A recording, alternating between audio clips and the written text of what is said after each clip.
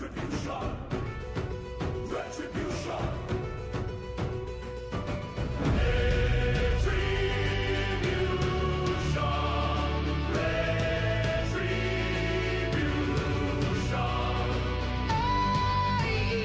AEL will rise again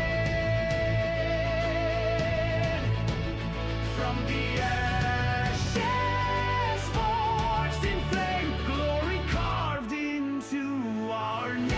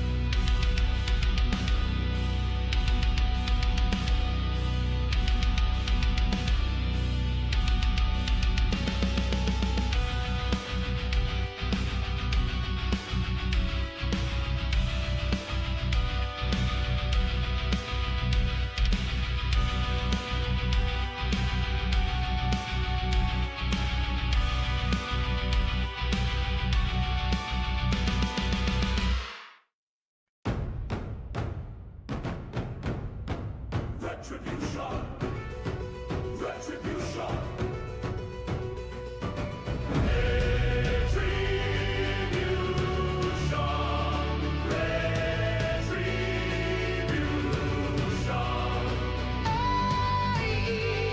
AEL will rise again from the ashes, forged in flame, glory carved into our name.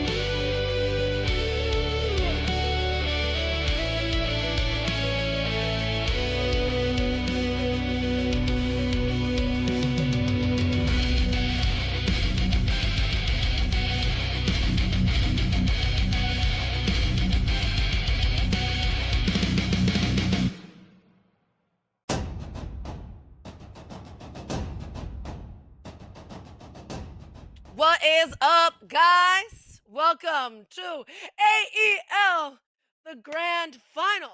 I'm so excited. I haven't been here in like a week. I was in Montreal, so all of the other like semis and quarterfinal games that were happening, I wasn't here. So now I'm here for the wonderful grand final, and I'm joined by the wonderful Mr. Star Drago. Hello, how you doing on this lovely Sunday, the last Sunday of September? You know I'm good. I'm excited for these matches. And as you said, it's getting a bit chilly. I had to put on my jacket, especially for today. So I'm got some good news for you and some bad news. We had a couple upsets while you were gone, so you've missed some really fantastic matches, some amazing underdog stories, of course. So let me take you through it just really quickly. We'll go through the league standings and how we got to where we are right now. Because we have Model 1 White versus TBD, and I know how much you love to be determined. So I'm pretty sure you're going to be happy about this. Let's go over the rosters, let's go over the stats, and I'll show you everything.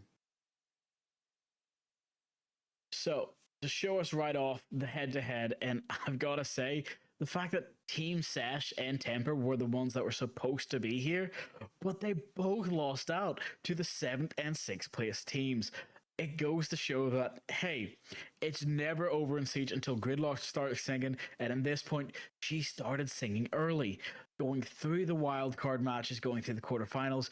As you can see, honestly, in my opinion, Model 1 White had TEMPR to go up against, especially in the lower bracket run, and that goes hard. I like it. I was here for I casted the Temper versus Orglis Goobers game, and last I heard Temper was on a like 8-game win streak. So when I came back and mind you, Temper was undefeated by the way. The 8-game win streak wasn't just a win streak, it was just an undefeated streak. We'll just say that. And so coming back, and I honestly thought we were gonna see TBD and Temper in finals. But here we have Model 1, I believe is what it was called, who I was away. Like I said, I was in Montreal. I didn't get to see this game, but I'm damn sad because they beat them 2-0. It was a straight just I don't know how close the games were. For TBD, they went all the full 3, but Model 1 just seemed to have clocked Temper out. The undefeated winning streak is unfortunately nowhere to be found anymore. As now they've taken over the crown, and so tonight, TBD versus Model One. I'm super excited to see this, especially because of the fact that I believe Temper would have probably been the favored to win. Well, as you need to know, that's just how the cookie crumbles sometimes. So let me take you into the rosters, the teams, and the matchups, and I can tell you a little bit more on what these teams are like. Because as you've said, you last got to see what Model 1 had to do in a previous match, but really you've missed it. For now, I'm going to tell you that this roster, not only have I said an underdog winning streak, every time I'd honestly say they had a harder matchup than TBD did as a set, just every time they played. If you go to any side of stats or any side of the one ups, you will see the fact that they had to fight tooth and nail, but it doesn't work out like that. So let's go to the map roster because it sounds like the teams are getting crazy trying to set up the map bans already, and we need to be in there for that point. So, Ah, first this has one, been look, this has but been their entire career. that is all of their match history. This is how Model 1 took their journey from taking TEMPR in the finals, taking US esports and Mist back to back to back each week. It goes hard, especially with Wilds being one of theirs, and the fact that Mist had a repeat offenders. They knew how to fight them, but they just couldn't win it. They had Els versus TEMPR before, but they had to learn from their lessons and show up this time.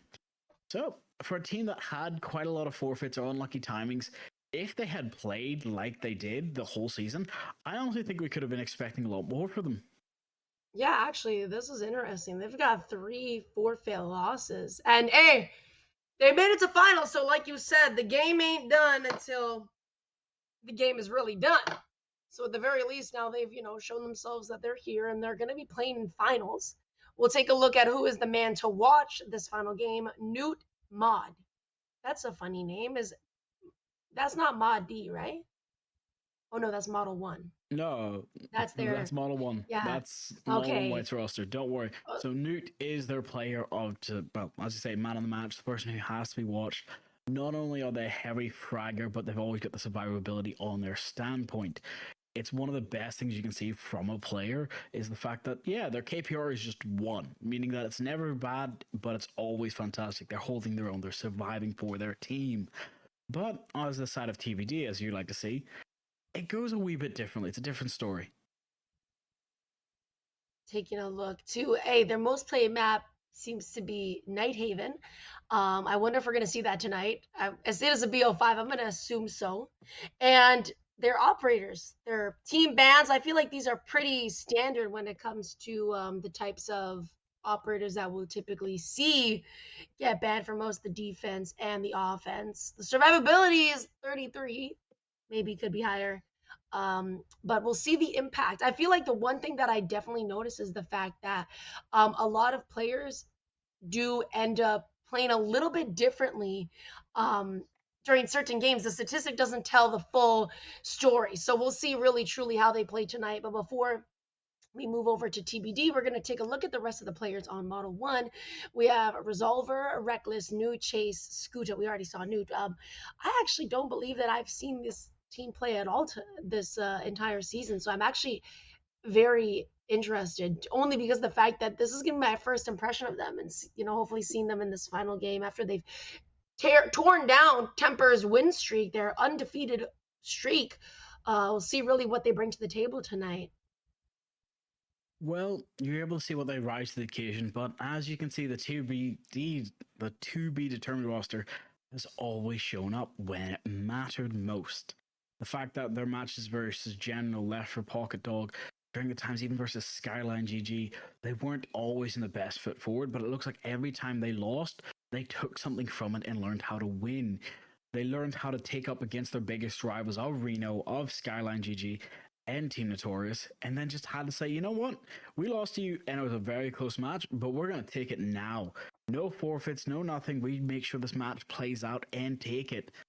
So, that's the kind of stuff you're hoping for, especially from TBD. You know a lot more than them, so I'm going to ask you to quickly run me through their history of what you know. Yeah, let's see this. DJ. I believe, too, the one thing with TBD, Kylo, correct me if I'm wrong, but I think that they had rosters, or was that TEMPR? I'm not. They did have a roster change? Yeah, so TBD also did end up having a roster change, a couple things changed here and there, but the chemistry for these boys when I've seen them play is absolutely on point. Hopefully we'll see that tonight. Consulate, their most played, we'll more than likely see Consulate as well as a BO5, one of those like standard maps that typically you always get to see being played. Taking a look at the players that are on TBD, we're going to have Nyx, Unstoppable, Yarios, hopefully I said that okay, Slinky, and Heideka. I always pronounce this name wrong, so I think this time I did a pretty good job pronouncing it. Hopefully we'll get some good maps tonight as well. Like we said, we saw, I believe it was the Consulate, and I think it was the cat. Oh my god, Consulate's banned! I don't know anything about maps, so I'm so glad that I get to see a Consulate ban. This is my favorite time. Nighthaven gets picked, which was Model 1's most played map.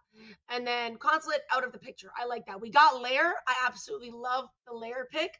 Club gone. I like that as well. Chalet and Cafe are probably going to be okay. There you go. Yeah, figured much. Chalet and Cafe being the I guess third and fourth map, and then Bank would be the decider, which would be amazing. I like this sort of pick. I love the fact that Consulate and Club are out. Club is a very typical map that all teams know how to play. All teams should know how to play. It's standard. It is the Oregon now. Club is the new Oregon. And so I think that a map like Club really comes down to honestly just which team is playing better at that moment more than actual strategies or anything, just because I feel like Clubhouse is a very redundant type of, setup, the way that everybody does things. Lair, though, as we're going to be seeing played first, I feel like there's a lot of potential to do new things, especially because of the fact that this map is not often played because it's just, I don't know if it's just not liked. I love this map, but it's just not really a map that people pick because there's so many other maps that they're more familiar with. So I feel like Lair has a lot of potential to really open up the avenue for new and innovative strategies. You know I'm gonna have to agree with you on that, especially the fact that a lot of pros were complaining about Oregon and wanted layer switched in, and that's what they got. Now we get to see Smoke and Maverick be banned out. Hopefully, I'm kind of expecting a clash ban here with something different. Maybe it's a Chanka just to make it special, but you'll never know. It's layer. What bans are you hoping to see? Um, Maybe a clash. I see when people play layer, I see a lot of clash on the defense, and I am horrible with clash. I think another ban on attack, I was gonna say, is probably something of a shield, especially because Maverick is off the board. I was gonna assume either BB, Blitz, or Monty, just because shield meta it's out of control, man. You can't do nothing about it. And the clash is gone, which I figured, especially on a map like this. Clash is always used on the defense, and on offense, it makes a lot of sense. They are still gonna opt to bring another shield. It is gonna be the BB. Whether or not that sticks, we'll find out. But yeah, honestly, shields, whether or not you like them, they are a part of the game, and that's just how it goes. You know, whether you choose to play them or not, more than likely, if you don't play it, your opponents will. And now there's shields on both sides. It's absolute chaos. So I'm glad to see Clash gone, and I'm glad to at least see Monty gone, just because I'm sick of the shield clutch, or the shield crutch. Sorry. Well, that's one way to take it, but you're gonna have to have a couple words with Reckless. You know for a fact, Blackbeard just being another shield, but this time with a bigger gun, is what we're gonna have to see. I'm not expecting too much from the side of Model 1, not Mild. Things are gonna get a bit spicy in this kitchen, and I'm calling it now. I'd expect a rush one way or another from these guys. They are the kind of people to just rush and waste as much time as possible and make sure that, you know, everybody is in the right space, in the right mental state, and on their timer. They don't want anything to be wasted. As you can see here, we might even have Chase just go for a rush straight in, clearing as many damage as possible, taking out anything that he can find on the range exit. But if he can, that's a C4 pre-place that could have went nasty, gone already. And I don't think there's going to be any call out for the side of TEMPR when he figures out that his C4 is gone, his phone has been disconnected, and that's just how it's going to work. So I'm going to ask you this question. Are we going to see a plant, or are we going to see a kill? Honestly, I feel like for right now, everybody is on the top floor. I think that it's just going to end up being kills. Everybody on the defense is on the top floor. There's nobody that's, you know, roaming around trying to catch anybody off guard, at least not right now. And as I'm saying that, Yarlos is going to be the first one to get taken down. So it goes without saying, I think that nobody's really kind of doing too much other than sticking inside. Now, of course, Nyx is going to be kind of on that roam game. But other than that, I feel like the boys on Model 1 are just going to try and get in there, especially because everybody is in sight. They're able to take the space a lot quicker than they would if players on TBD were making it a little bit harder for them to make their way through. But now we approach a minute and a half. We'll see as the defense slowly but surely starts to be attacked. Oh, I do believe right. Would you have some siege timing barely coming out to end up saving one side of the enemy team? Just the mid prep with C4 in hand, ready to try and take the striker out of the doorway. But for now, they're just gonna wait and let the timer run against them. They have that sick defender of the timer just hopefully trying to win out, as you stated. They don't really have a lot of choices. It is gonna have to be probably quite kill heavy. They've opened out as much as they can, but unless they can start making the plays and clearing out as much of sight as possible, this C4 is going to be devastating unless shot out. Well, there you go. There comes the C4 to ring, and it's not going to hit anybody, at least not fatally. So it's going to be still a 5v4. Model 1 have that man advantage, but what are they going to be able to do with that man advantage? A lot of teams will end up getting the advantage, but, you know, not really sure how to actually use it to their advantage. So as it's going to be 30 seconds, kills are going to come out from both sides. It's going to still be a 4v3, but Chase is extremely low. There goes Nyx, and it's going to be a 2v4. Now, Model are in it to win it, and actually, it might just be a little bit of a post-plant situation. Slinky, unfortunately, DBNO'd. Bomb is not going to be able to be planted. Oh no, Slinky wasn't DBNO'd. Sorry, I was looking at the wrong thing. But anyways, Bomb is going to be in a post-plant situation. Now, there is going to be one person down, but it doesn't matter. So I guess it went both ways. It was a bomb plant situation, but also a ring out to get all kills. And so Model 1 post-plant and ended up finishing off Mr. Slinky. That was my fault. I thought Slinky got DBNO'd. My bad. I'm very sorry. But Model 1 coming out on top. It was a bit of a stretch those last couple seconds, but they made it work. Well, you are right about that. The fact that we do get to see just go to get down on that final engagement. The fuser's going down. They don't know how many people are up and just trying to swing as much as possible. They don't have that intel or knowledge of, hey, who's down. Even if you press tab, you can get the gist of it, 3 points, but it's never going to tell you exactly. And that's kind of what ended up working against them instead this time. But hopefully, on the side of TBD, they realized their mistake. They realized that, hey, crap meta, here we come. So they're bringing Valkyrie, they're bringing Melusi, sorry, not Melusi, they're bringing Wamai, and they're going to bring Legion, Mirror, and Bandit, which kind of goes to show of, hey, they want to keep you out of sight. Stalling wasn't the right tactic. This time, just shut out. That's it. No more problems. And as you can see, the team are calling each other out. They're giving a little bit of banter, but they're actually here to fight to try to win. This isn't something that they can be like, oh, if we get away with it, we don't get away with it. They gotta make sure to check all entrances and exits and drones, in the case of Chase just losing his drone, which was so impactful the last round. Legion gets another drone, but he knows he can't be safe down there. There's a lot of different angles and a lot of people at risk. Him and Valkyrie trying to cover as many angles as possible while trying to get some early picks. This is where droning is important. I do notice that TBD are, going to be roaming a little bit more. They have the Valk and they have the Legion off-site. Actually, there's going to be 3 that are going to be up on that first floor. The only 2 other players being the Mirror and the Bandit. Unfortunately, though, Nyx is going to be taken out early on, but very quickly, Skuda, who did kill him, is going to be refract. Or Nyx is going to be refract. In favor, in the case of Mr. Skuda. So, he avenged his teammate. He did take quite a bit of HP. There's not going to be a Doc or a Thunderbird to help him with his HP at all, but at the very least, 1 kill rings out, and another one is quickly followed by. Now, 2 minutes remaining in the round. It seems like everybody's come back up to the second floor as well. TBD have retreated. They're done with the roam game, and it's only been a minute into the round. So, other than that, it seems like Model 1 is going to continue to take space, as they should, now that they probably realize that everybody's on back side. I'm going to ask you a simple question. Who would you trade? A Wamai, or in this case, I guess a Sentry, because Sentry's the one on defense, but it's Striker on attack. So which would you trade? A Wamai or Sentry on your defense? Well, in that, I feel like the Sentry would make a lot, like the defensive of, the Sentry. I'd rather have him gone only because Wamai's ability is rechargeable. So his entire purpose kind of depends on, how long he stays alive.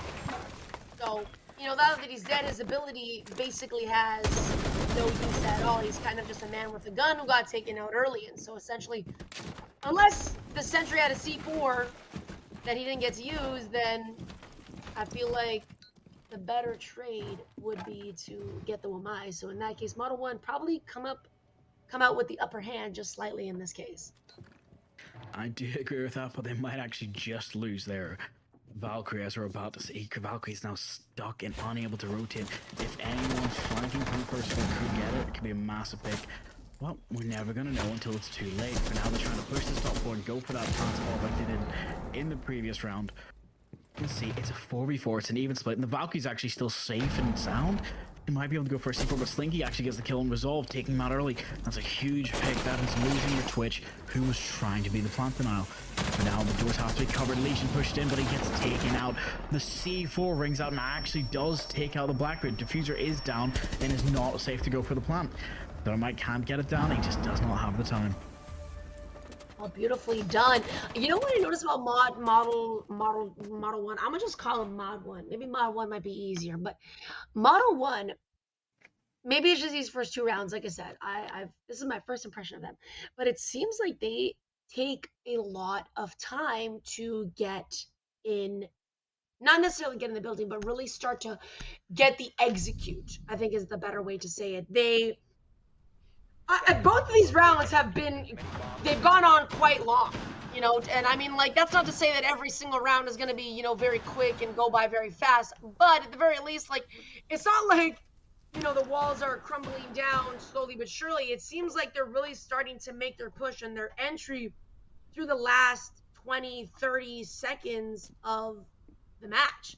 And I mean, TBD,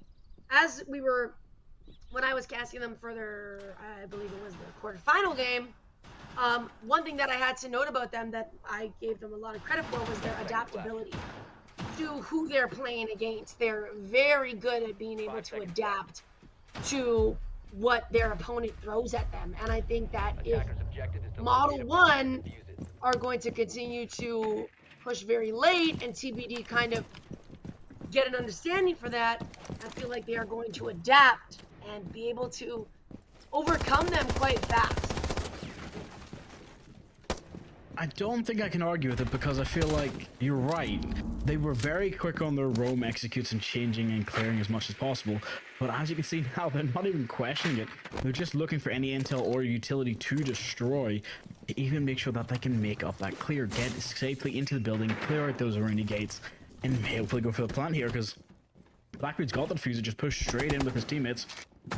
If they take the first floor armory, that is a huge play and a lot of utility that can be used against anyone.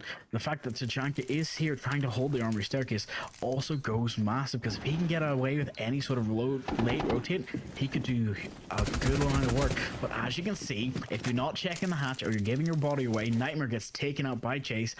And that's why it's important. That's why the 417 or DMR meta is so strong, especially on lane angles or trying to pick the angle.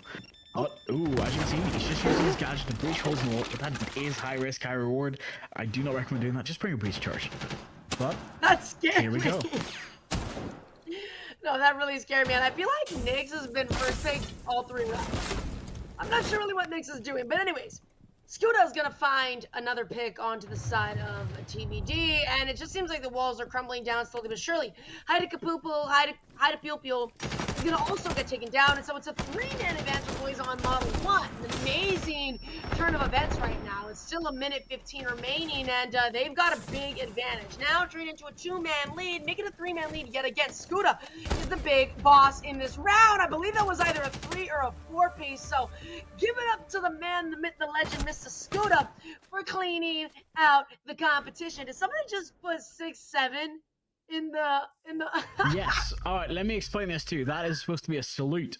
It's 6-7 saluting, but again, it's just something that happens. It's a good bit of respect, but also BM. It's a bit of fun. It's like when people used to spam 444 or 666. It's not meant to be taken badly, but it can be. So you gotta remember it. I It's thought a he was salute. saying 6-7 because of that meme. 6-7. Are you sure it's supposed to be a salute and not 6-7 like 6-7, you know? It could be, but I do remember it's supposed to be counted as a salute. But the most important part is that was a 3K. I just checked and that was a 3K for Skuda. We should just to the NB team of GG, similar like that. But if not, you can correct us in the chat. The most important fact is they gotta set up. I feel like I would be more mad if somebody put GG in the chat. Like, if somebody put GG after a round that they won, I might smash my keyboard. I might actually break something if I saw a GG after a round like that. I feel like the 6-7 is more just like, I mean, it's still a little bit instigating because I don't want to see nobody type in the chat, period, if I'm losing.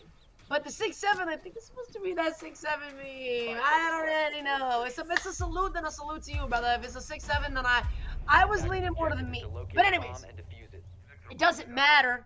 Maybe we'll see somebody with 6 kills and 7 deaths. That'd be great. Oh my god, Skuda is actually got 6 kills. Too bad he's not that 7 deaths. Anyways, I digress. Moving forward, the basement is still going to be going. As TBD kind of got dismantled, and I think they wanted, you know, I think they want to earn their respect back. I want to let them know that they're down that round, but they're not going to be out. I do believe right about that, and you just gotta be prepared for anything that it's just a little bit of BM, yes, but for now they have to drone it. They've lost the first round to them now, and Model 1 is just trying to push it and cause as much havoc as possible. But that's a Warden versus a Ging. That is a tough fight to fight. Skuda does still win. It takes less than half. That's the problem with shotguns. You gotta hit center mass and take the rest of them out. But that's a huge pick for Skuda. Again, after the 3K of last round and trying to get another one, it can go really huge. You gotta be prepared for anything. And the fact that they don't know who's upstairs and who's not is high risk, high reward. But the mute is found while he tries to retreat backwards, but the shotgun the SMG-11 working out in the favor for close range, but it's still dangerous. Anything can go wrong, will go wrong. But we actually do get to see the Asami rotating back up to the blue stairs. That is now a secret Asami, if not tracked down, could go huge. Can Scooter be stopped right now? I think it's Scooter versus TBD. My goodness gracious, this man is an absolute machine. We'll get taken down by Nyx, who's got his first 2 picks this round. So, God bless the man with the shotgun, the mute. He's taken down the man, the myth, the legend, Mr. Scooter, Mr. 6'7". So it's going to be back to a 3v3 and even playing field. I'm pretty sure he hears the blitz from behind. So we'll see what's going to happen. Poor Asami, damn! Oh my god! Oh, and we're shooting bodies and teabagging, doing a little here and there. That kind of scared me, but Reckless is going to get a little bit reckless. Is going to end up killing Mr. Heideka. So it's going to be now a 3v2, just under a minute remaining in the round. And the boys are just going to have to hold out their angles. They're both playing in the basement. And as for the boys on Model 1, there's only one person that's actually on that bottom floor. I'm not sure if the two are going to continue to play above, or maybe the blitz might push and then have somebody else play above. But other than that, we'll see how this all unfolds in the last 30 seconds. Well, you're right about that. C4's in hand, everything ready to rip. No matter if you try to go for your C4 plant or not, you have to try and cover all your angles. There is no warning on the board, yes, but there's a C4 in the hand of Mute that gets it down, taking out the blitz and making sure that nothing is safe. Second one from Kai doesn't land. Resolve gets 1 kill, takes out Nightmare, and now it's a 2v1. Diffuser is going down by the blitz that was just recently rezzed, so he does not have the HP on his side, but the timer's ticking away. But Nude's there to finish and save the plant as well. Yikes. Damn, that was honestly close, but not close enough. I was hoping that TBD would... Oh, look, there's the 6'7" again. Are we sure it's a salute? I think the entire team is 6'70". Imagine it was 6'9". It's just pointing out the shade. That's all it is. You know it. You know we're right. It's a just little the meme. shady It's part. a little meme. I like it though. I feel like I would laugh more if it was 6'9", but it's 6'7", so it's fine. Still funny. We're waiting for the meme to come for the number 68. 6'7" got it. Oh, 68 will be maybe 68. They should put 68 in the chat. Anyways, TBG lost both their basement rounds. I feel like the last round was a little bit better than the first time that they played it. Just unfortunately, it just doesn't seem to work out. No matter which way you hold the blanket, no matter which way you slice the cake. So we're back on that top floor. And we'll see Model 1, they've got 2-round advantage. They've got their necessary 3. Mind you, this I believe is also Model 1's map pick, or is it? Correct me if I'm wrong. Well, to correct you if you are wrong or right, it's just gonna have to be out to... This was Model 1's map pick. They picked this, and 2BD actually picked Nighthaven Labs, which is kind of a danger if you haven't done your research, but we're just gonna have to wait and see, because there wasn't a lot of info for both these two teams to go off of. And right now, as you can say, they're bringing Asami just to bring up any sort of changes that they might want to bring, but Chase is still droning. The team knows what they want to plan is. They want to get in there quick and fast, make sure they can breach the walls and cover anyone who's trying to go for that long angle. This Valkyrie's always risking her life. She will never stay at full HP, especially not at the start of the round. Let's see, actually, because speaking of risking their life, we'll see if Nyx is going to get first pick together. Because that's the trend that I've been seeing. But last round, he actually did quite good, so I'll cut him a little bit of slack. We'll see who gets first pick this round. Anyways, I believe a lot of these rounds, too, Model 1 has gotten the first pick. I feel like I haven't checked the first pick to round ratio. So, but I feel like Mod 1 has gotten the first pick for... if not all, at least 3 of these rounds. Anyways, I digress. Moving forward, everybody on TBD is bunkered upstairs. The same thing, I feel like last round they were doing a lot of running around, but this time they haven't. And so Scooter is going to be the first one to take down. Actually, a great kill. He's going to be the top frag for his team. However, Model 1 still performed without having him alive.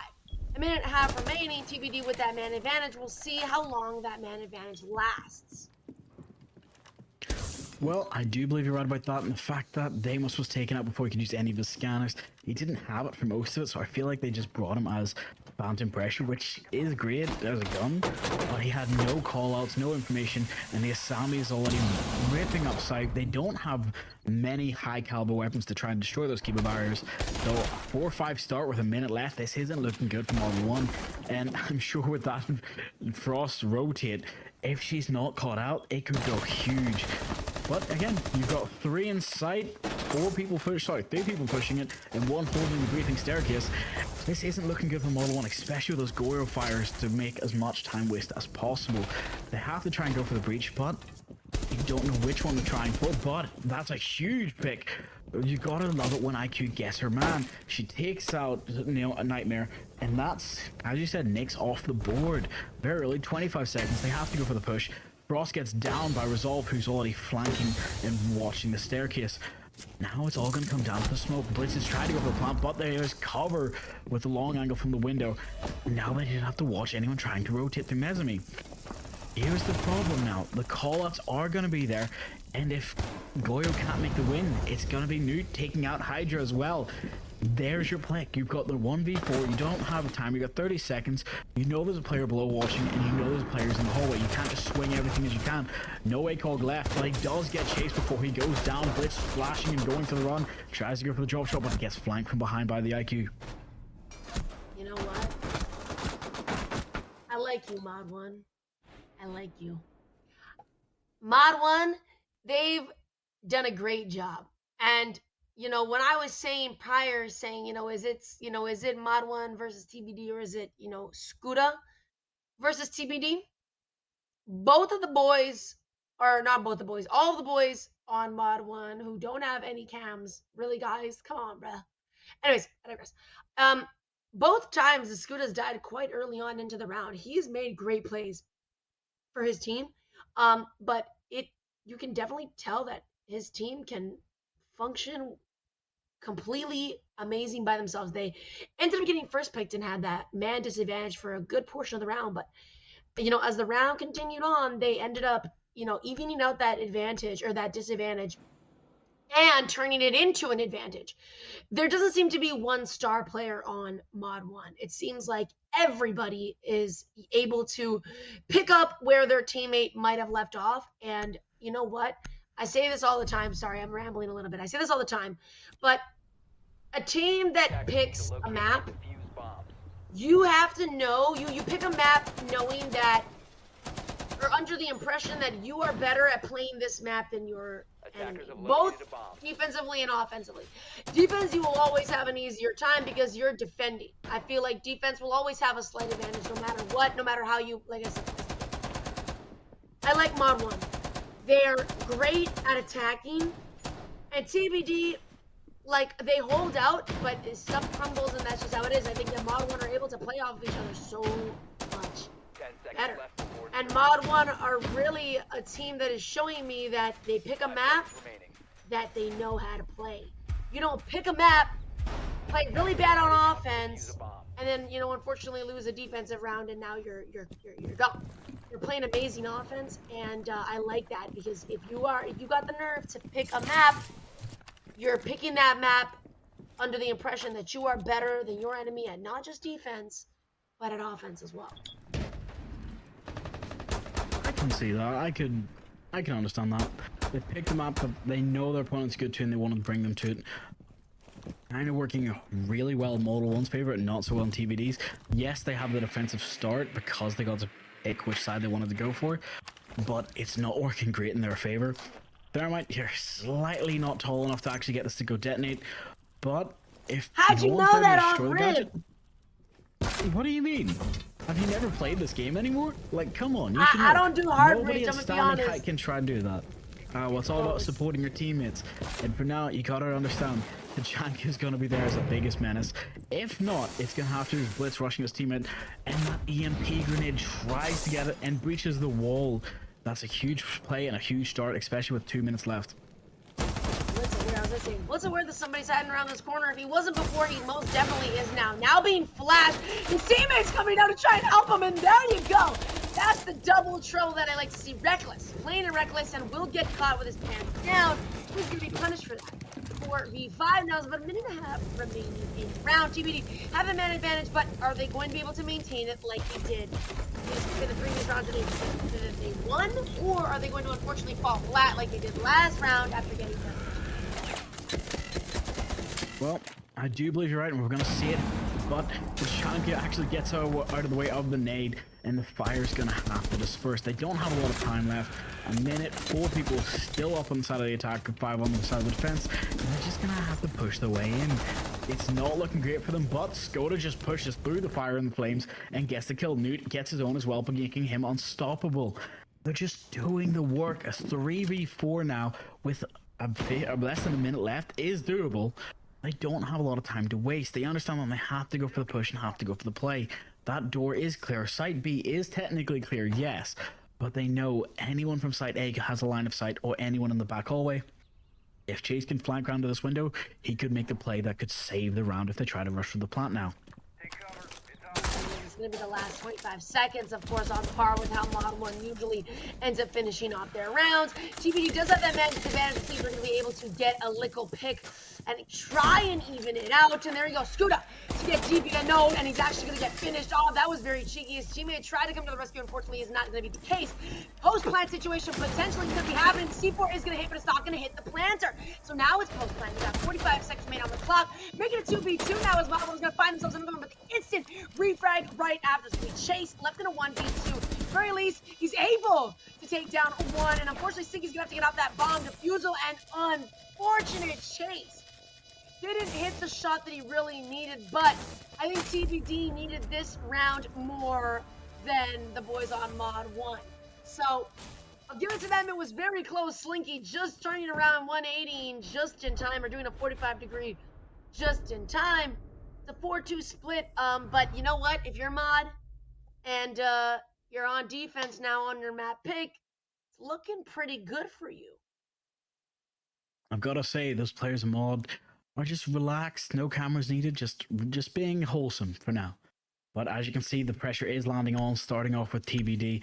They're not ready for this yet. The bans are coming out. We're going to have to wait and see. We've got Clash and Maverick, good standard bans to make sure that top floor is safe.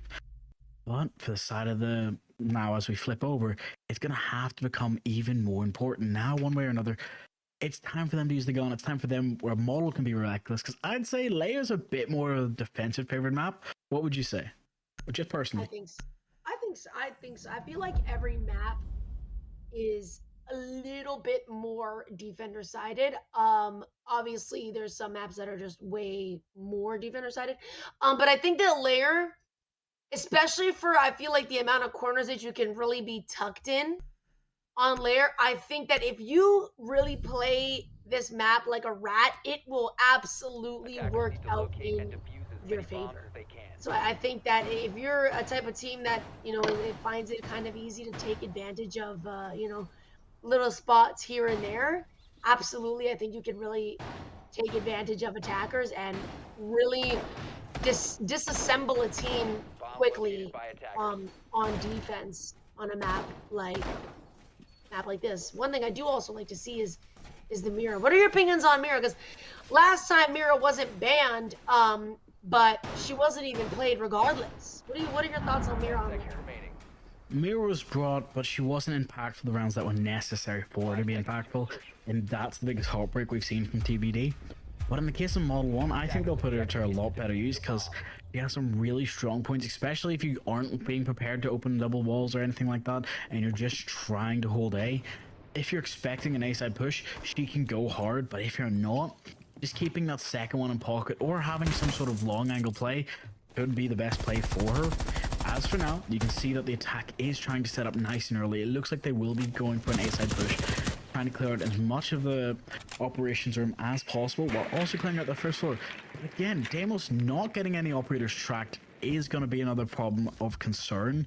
Both teams have not been using Deimos to their fullest, in my opinion, and we're not getting to see many operators that synergize with him, such as the IQ or the Dokebi from the side of TBD, but they could prove me wrong. They could have some weird mad rat strat where they use Blackburn, just walk up to people, and Deimos is there with the pistol. But for now, it's Shanka trying to go for that flank, where, to be fair, he does have enough time if he can cross and have a teammate give a call out. I could go huge and catch somebody off, but no, Silky was prepared for it. There's probably a drone watching, but if not, that's just poor timing. Yikes, that's the only roamer as well. Everybody else is going to be up on this top floor in and around site. So Mod 1 now down one player. But hey, One thing that I really like about Mod 1 is even if they do end up being at a disadvantage first, I feel like they're really good at being able to hold on for as long as possible and really turn the tables and really bring the round into their advantage. I feel like TBD is the team that kind of lets that disadvantage get to them more, and you just kind of see their team crumble at the seams. 2 C4 is gone. By the way, none are going to be able to kill a player. Will hit the Blackbeard a little bit, but not enough to really do any true fatal wounds, about 50 HP. But with the shield, I mean, he's pretty okay. Regardless, Mod 1 still at a man disadvantage. Just under a minute remaining in this round. We're going to see how TBD are going to really move their way through, because honestly, Mod 1, like I said, they've been able to maintain rounds and bring it back, even if they do start off at disadvantage. The timer on those, just somebody being prepared below to take it out. Getting that mid-chamber is huge, but it does not matter when Nuke's willing to risk his own life to get the kill, but also make the team play. It goes hard and it goes heavy, but Chase is there as well on the flank, getting unstoppable while he tries to flank his own team.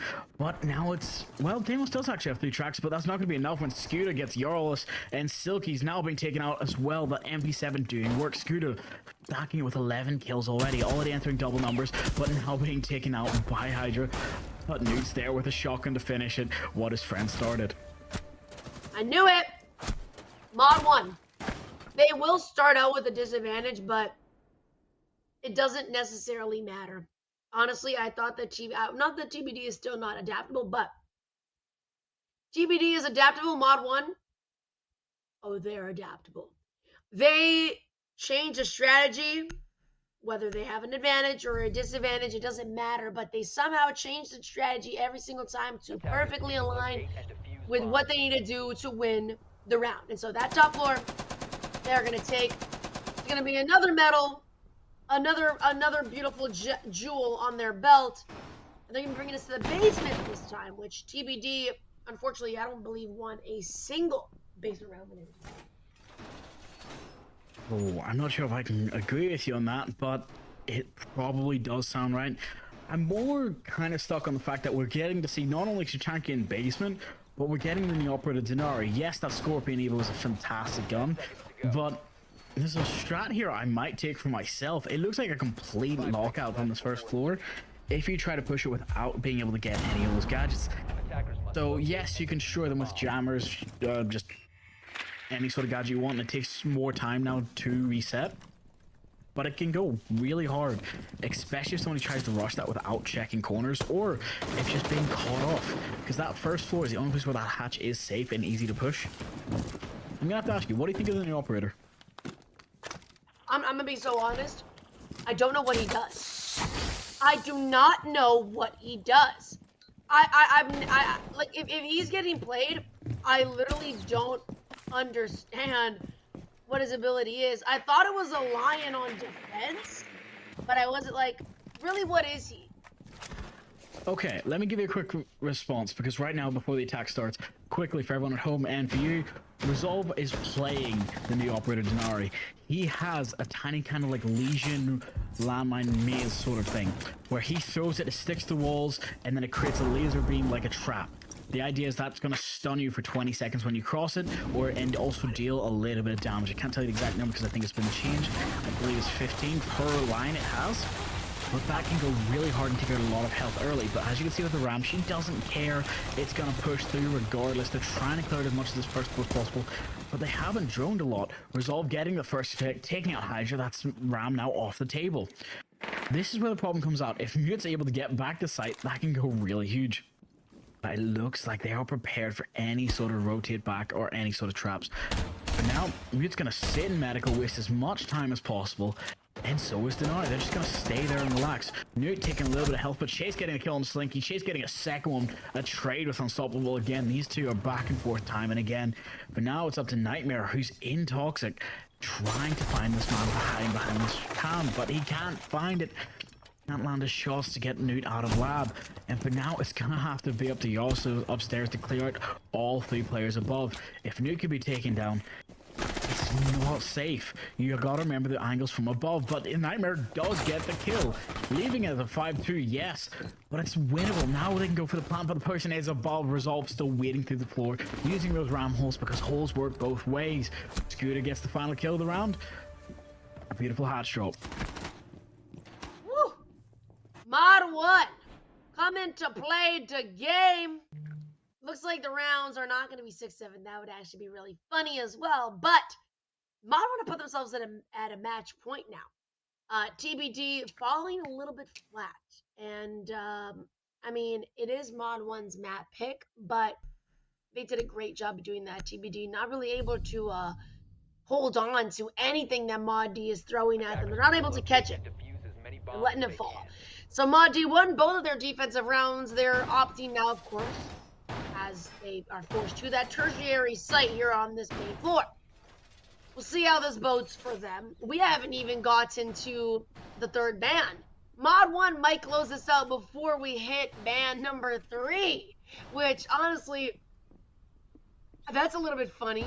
I would like to see TBD go a little bit further, but hey, an impression, a first impression, Mod 1 is absolutely on fire for this game. I do believe you're right about that. Mod 1 are showing their class and showing that those weeks of practice weren't by fluke. They didn't just beat TEMPR by accident. It came on to the fact that they stratted hard, they trained well, and they're bringing the gun skill to show it. Scooter and Resolve, Chase as well, just absolutely doing work, making sure that, hey, every reaction is worth it, every attack is planned, it is not just getting away with the smallest amount of luck. Yes, Siege is a very luck-based game sometimes, but for now, Nightmare's willing to just push into operation after being droned, calculating this time, no longer wasting time on the clear, making sure they can probably set themselves into this guest queue, clearing this top floor, destroying as many utilities as possible, and, you know, having that setup. I like this top floor hold, actually. TBD, searching rounds, they had people in sight, and then certain people they had, searching rounds, they had people, you know, on and off the site. I like this strategy from Mod 1. I like them utilizing the Mira. Mira is great. I love her as an operator, and let me tell you, if you don't ban her first round, I will absolutely pick her because I feel like Mira is great on basically every single map. Obviously, depending on the site, but she's available, man. I'm going to the site that she's, you know, able to be played on effectively. We'll see if Mod 1 are going to be able to also use her effectively. Right now, TBD are slowly but surely making their way in, but it only seems like one person's made it. It's going to be Mr. Nix, who's on that top floor, trying to push him through, and it seems like now Unstoppable is going to slowly but surely make his way towards him as well to give him a little bit of backup. Start walking in twos, you know, to get your refrags and help out your teammates in case they end up, you know, losing their one-on-one. BB's also now made his way in, and so, you know, we'll see a lot of sparks flying and, you know, people taking damage. We'll see if anybody is going to actually get punished for making their way in so far. A lot of time is being drained on this timer though, because it's 1 minute left. There's 3 people upstairs. C4 has been detonated, does actually get the kill. Chase taken out, but Yaws tried to help his teammate and got taken out by Scooter. Unstoppable though, answers with his own, getting a kill, but getting refied by Scooter again. Reckless getting 1 pick as well. It's all down to Silky. To save this map, he has to get the 4K. He's got 1, takes out Scooter. That's a huge pick, but cannot find Mirror. Chase hiding in the corner, saving the map. That's good map to them. Model 1 takes the first one. Hey, they took it quite swiftly. Mod 1 showing me that the first impressions mean everything, and they definitely showed up, and I am nothing short of impressed from them. You know, when I watched TBD play their quarterfinal map, they were amazing and great at adapting, but it seems like Mod 1 is just, they've got the upper edge. And I asked Kylo, I said, who do you think is more favored to win right now? He said Mod 1 hands down. Favorite to win. Hey, underdog story is great, but going based off of their past performance, yeah, Kylo said Mod 1 is they've really shown up, and sweeping TEMPR has left an impression on everybody. And so now they've gone through TBD, it's really left an impression on me, and that first game being 7-2 is just nothing short of, yeah, holy, great job, guys. I feel like they couldn't have played that any better. Well, with the fact that we are going back to Nine Haven Labs, should hopefully make you feel an even better spot, which, yes, is to be determined map pick, but if you remember from the caster reference or any of the stat blocks, you will know for a fact that this is a map Model 1 like just as much. It is, well, as you said before about Oregon, about Clubhouse being the new Oregon, this is the new Clubhouse. This is your new training wheels maps. If you do not know the basics of it or the basics of Siege, you will be punished here because like Clubhouse, there's three main real lanes to play it. There's three main sites really, and you can kind of get away with the kitchen, but it's all going to come down to how well do you know Siege? How well can you adapt and change your strategy to counter whatever ban phase you get? So we're going to go for a quick break, and then hopefully we'll be able to head straight into Night Haven Labs. Anything you want to say before we head to break? Nope. 5 minutes, we'll be back. Go use the washroom, get yourself a coffee or some water, like Mr. Drago said.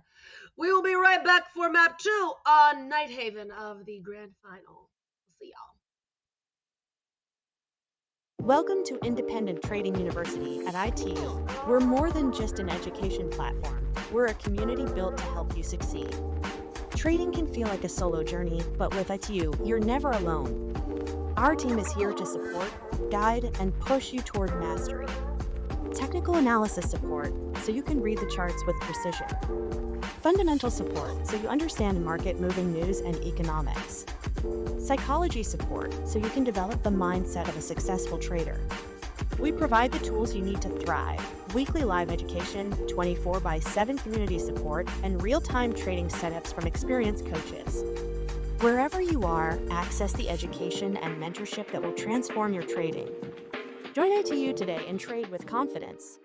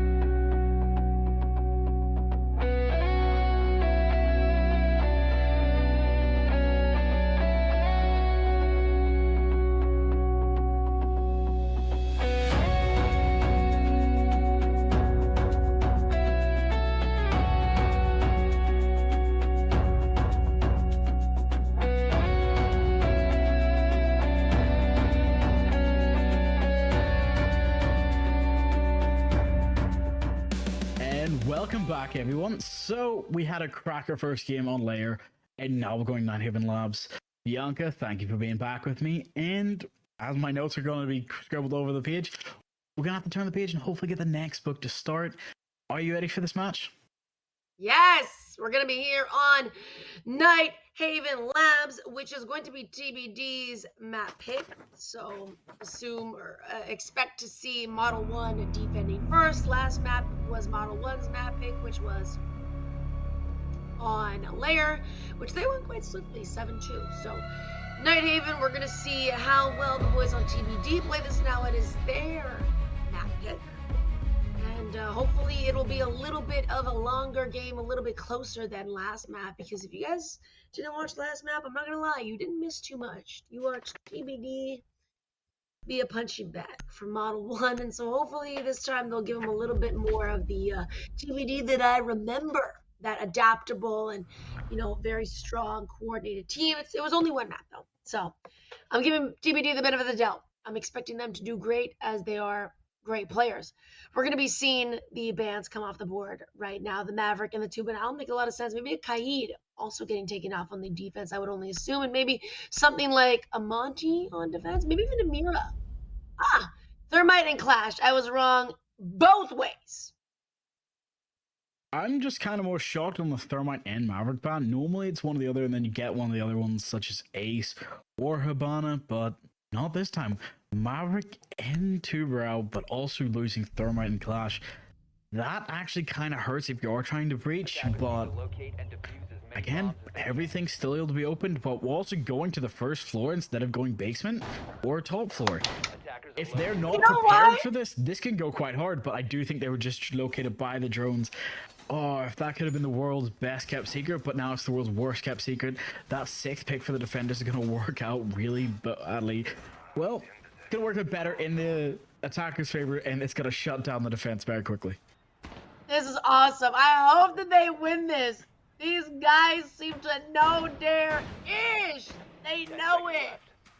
Mod 1 taking the bull by the horn for the first round. And I cannot lie, I'm intrigued. Like, if you can see me right now, Kylo sees this all the time because if he's got my face cam up, especially when I get excited, I get real close to my camera, to my screen. I'm like right up here. I'm ready to see this, and oh my god! First pick, Yarlos. That's the Deimos taken out very early. It's gonna be none other than Mr. Chase to chase down that first pick, and he's gonna be rewarded quite nicely. His team now with a one-man advantage. TBD already are gonna have to figure out what's going on in this top floor. It's gonna be the first wall. They're gonna have to break down or climb over, whichever way they're gonna do it. They gotta get it done and dusted before they can really start moving away into sight. Oh, the C4 barely missing out and destroying the second part of those ace charges, but it gets the wall open. They can crouch without no problem. They can take any gunfights without being in a disadvantage of bolting. But for now, here comes the problem and here comes the play. You can see the multi waiting outside the door because we have outlines as observers and spectators. But if he can get in and just walk up the staircase, but if Newt can catch him off guard, it could go huge as well. Newt has to be prepared. Skoda is the one risking their life at this point. But here comes it goes. The smoke canister coming out in the favor now, keeping Skoda stuck on the close triangle. But no, oh, this just Sophia there, quick to swing, takes out Newt, but Newt actually gets out one as well, just taking out Nightmare to help cover his teammate Skoda. But Skoda goes for 2, goes for 3, gets a flick as well, stops one on the staircase and tries to push one breach. It's working out amazingly in their favor, and now it's all down to a 1v1 versus the Valkyrie. Resolve is down but not out, but whether or not his teammates have given him the call out is gonna have to come out to how this works well for them in the favor. Quickly gives away the position, but keeps Chase alive. This has to back out, does not have the time to waste with this. It's all gonna come down to Hydra. I love this so much! This is awesome! A 1v1 for the first round and on a site that you would not typically see get played at all! Can you believe that Haiku is gonna finally finish off his teammate? It's gonna be Mr. Resolver who gets taken down. He was DBing on for a while now. It's been an effective 1v1 basically this whole time. But we'll see. It is going to be Val. Not sure if there's any important cams that are going to be in favor of the boys on Mod 1, but with just 25 seconds remaining in the round, Haida Pew Pew has got to do what he's got to do. He does at the very least have the diffuser in hand. He's going to start planting this bomb. There is also going to be Vert, and of course, Chase is going to be playing from above. Haida Pew Pew hears that and absolutely knows, but you know, at a certain point, he's going to have to do what he's got to do. He's either got to run for this kill, rush, or he's going to have to try and plant that bomb. So now he's got no other choice but to plant the bomb, and being seen from above seems like it's not going to really matter. Haida Pew Pew, you'll be able to find him from the vert above, and can you believe that? Mod 1 getting the hard rounds out of the way first. Not even the tertiary site, I wouldn't say. I feel like storage, actually, I guess it depends on the team. I feel like in ranked they play kitchen a lot more, and maybe storage gets played a lot more in things like leagues and tournaments. But tertiary, quaternary site, you're playing it first no matter what. Kudos to Mod 1 for not just playing it, but also winning it. An amazing job, and now they're going to be going to the basement. A much more typical first round pick when you're defending on Night Haven. Well, this is where I expected us to go. I'm pretty sure it's the same for TBD. And that's the thing of, as their name states, to be determined, that mount could have went one way or the other. The timer, the mental games, the phantom pressure was always there. That's why those physical above holes are so strong, not only on somebody's mental state, but it's just peak holes where they can take the advantage. It can go both one ways or the other, because you don't have that advantage of being able to see directly up. But for now, there is something that needs to be put on lockdown, and it's how is TBD going to attack this? Are they going to clear upstairs as quickly as they can, or are they going to try and rush for the site? There's two ways they can do this, but they've only got one hard breacher, and that's a lot of time to be used. We'll see at the very least how these boys decide to perform. TBD, like I mentioned well earlier, but they've lost map 1. Obviously, that doesn't ruin your mental just yet, but that first round also being very close, you know, definitely, I mean, it depends on the type of person, but that can really motivate you or really, you know, demotivate you. Very close round, unfortunately, one will be the one to be victorious, and we'll see how Mod 1 continue to defend, as there's going to be not just one person, but two people up on that top floor. Mind you, site is on the basement. So we're 2 levels above, brother. Not only that, but we've got people on the main floor as well. Effectively, there's one person in the actual basement of the site. Everybody else is on every other layer of this map. 3 maps, or not 3 maps, 3 floors, and a player on each. Scuda is also going to eliminate somebody on TBD. It's going to be Mr. Slinky, who's going to be gone. That's unfortunate. That's the Ram as well, a big player potential for that Burt. So that's going to be gone. Now, minute 40, it seems like Mod 1 are doing a great job so far defending TBD's map hit.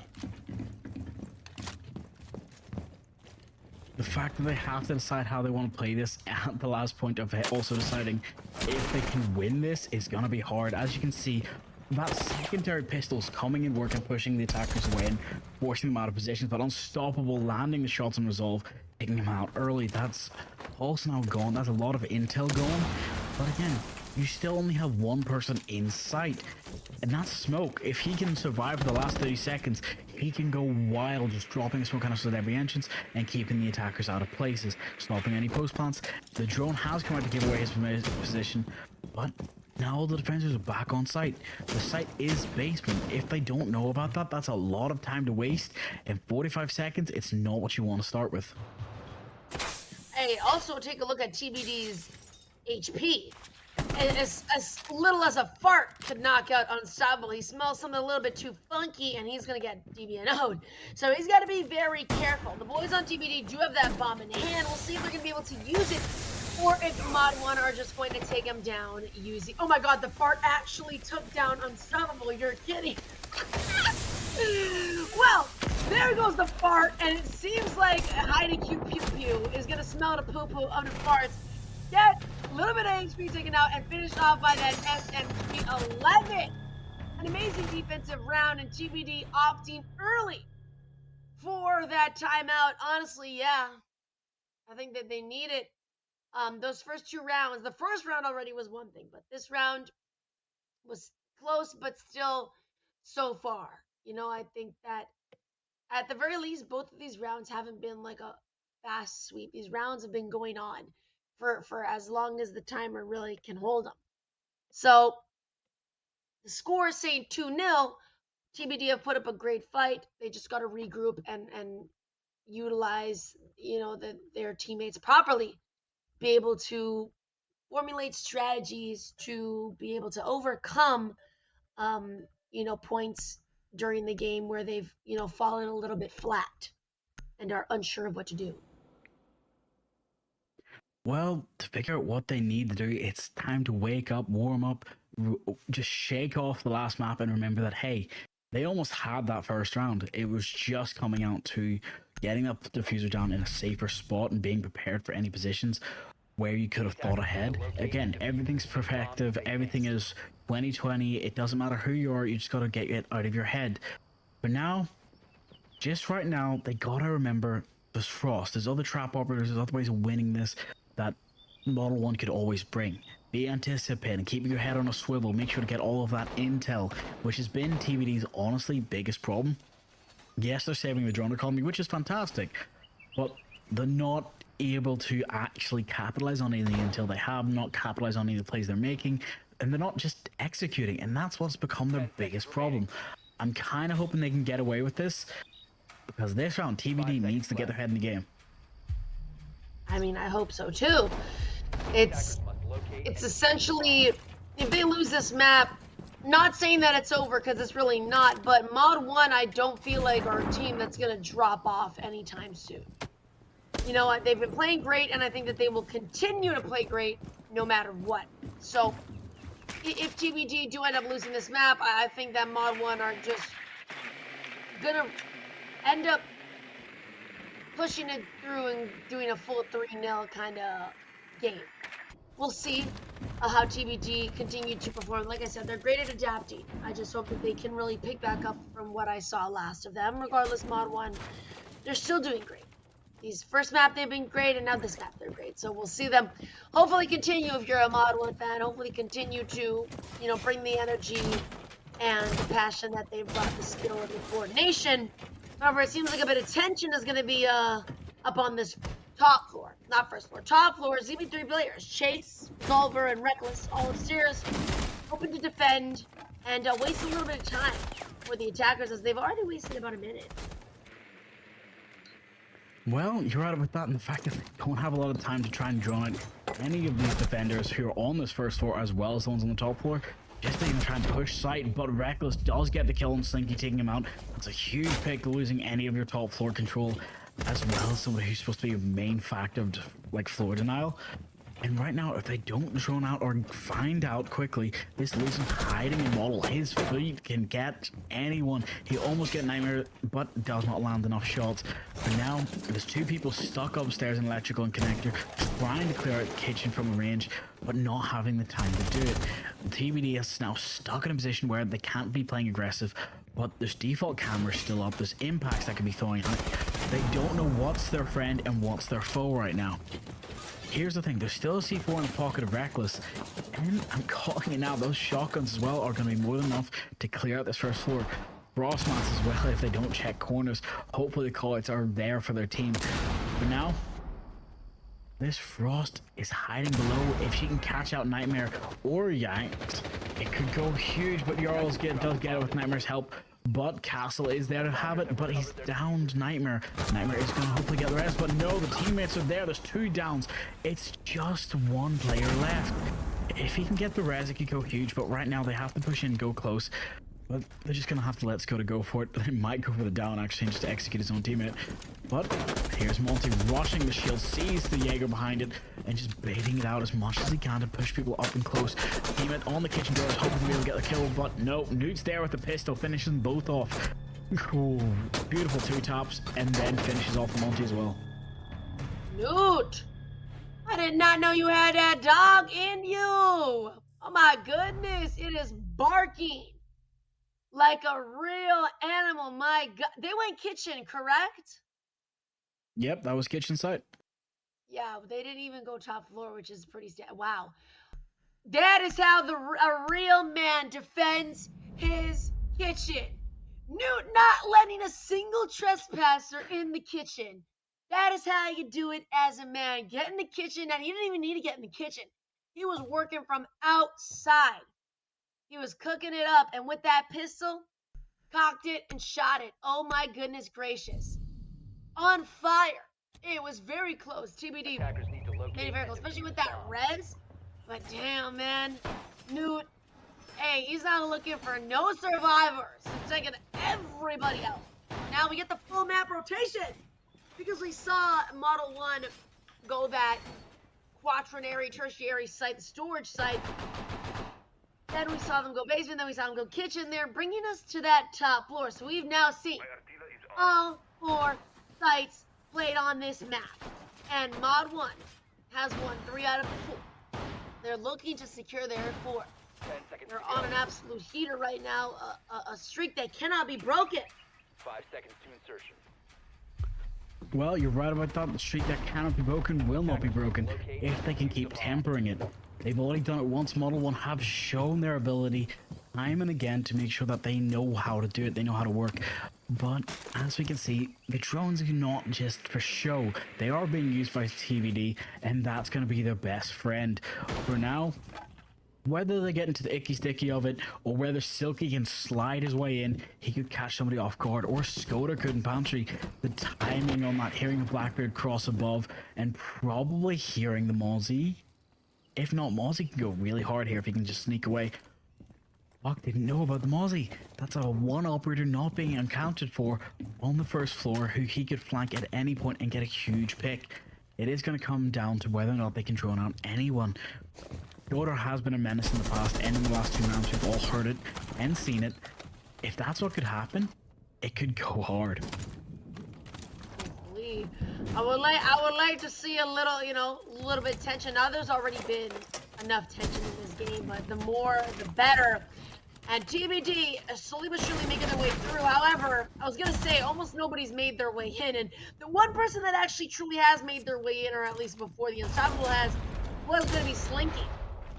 He's now dead, and so TBD already on a 1-man disadvantage, making a 2-man. 2-man Unstoppable. Taken down as well, leaving his friends at a 2-man disadvantage. Mod 1 looking absolutely stronger than ever. An amazing round for them, and we'll see how they maintain this. Is Skuda aware that somebody is right by him? It's even Mr. Hidapoopoo. Hello, Hidapoopoo. He's waiting for him. We'll see if, oh my god. Okay, wow. Ah! Oh my god! Is this about to be a flawless? Carlos. That's a flawless. Carlos, the last man standing. My god. Mod 1. Christ, this entire team is on an absolute reign of terror. My goodness, this tyranny. And it doesn't look like it's going to get any better for TBD. Well, you're definitely right about that. It's about whether it gets better or not. It's going to come out to. It's their defense. So a 4-2 split is what the best TBD can hope for right now. And honestly, if they go all 6 rounds losing the entirety of their attacks, TBD is not in the best state. Yes, we could see a 7 comeback, 8 comeback, but that would just mean overtime. But now, they need to win this round and the next to put themselves in at least a winnable position where the fight can be brought, because we know how terrifying Model is on defense. Imagine them on attack. It's going to be their aggression, their timing, and their momentum. They will set the pace for this entire match in these next 2 rounds. And this is kind of what I'm hoping to see. That 6th pick's going to have to be used correctly.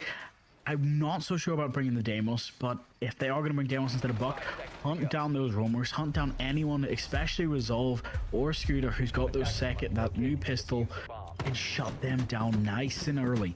Because if they don't, it's going to be against them. Right now, we have the Valkyrie cam.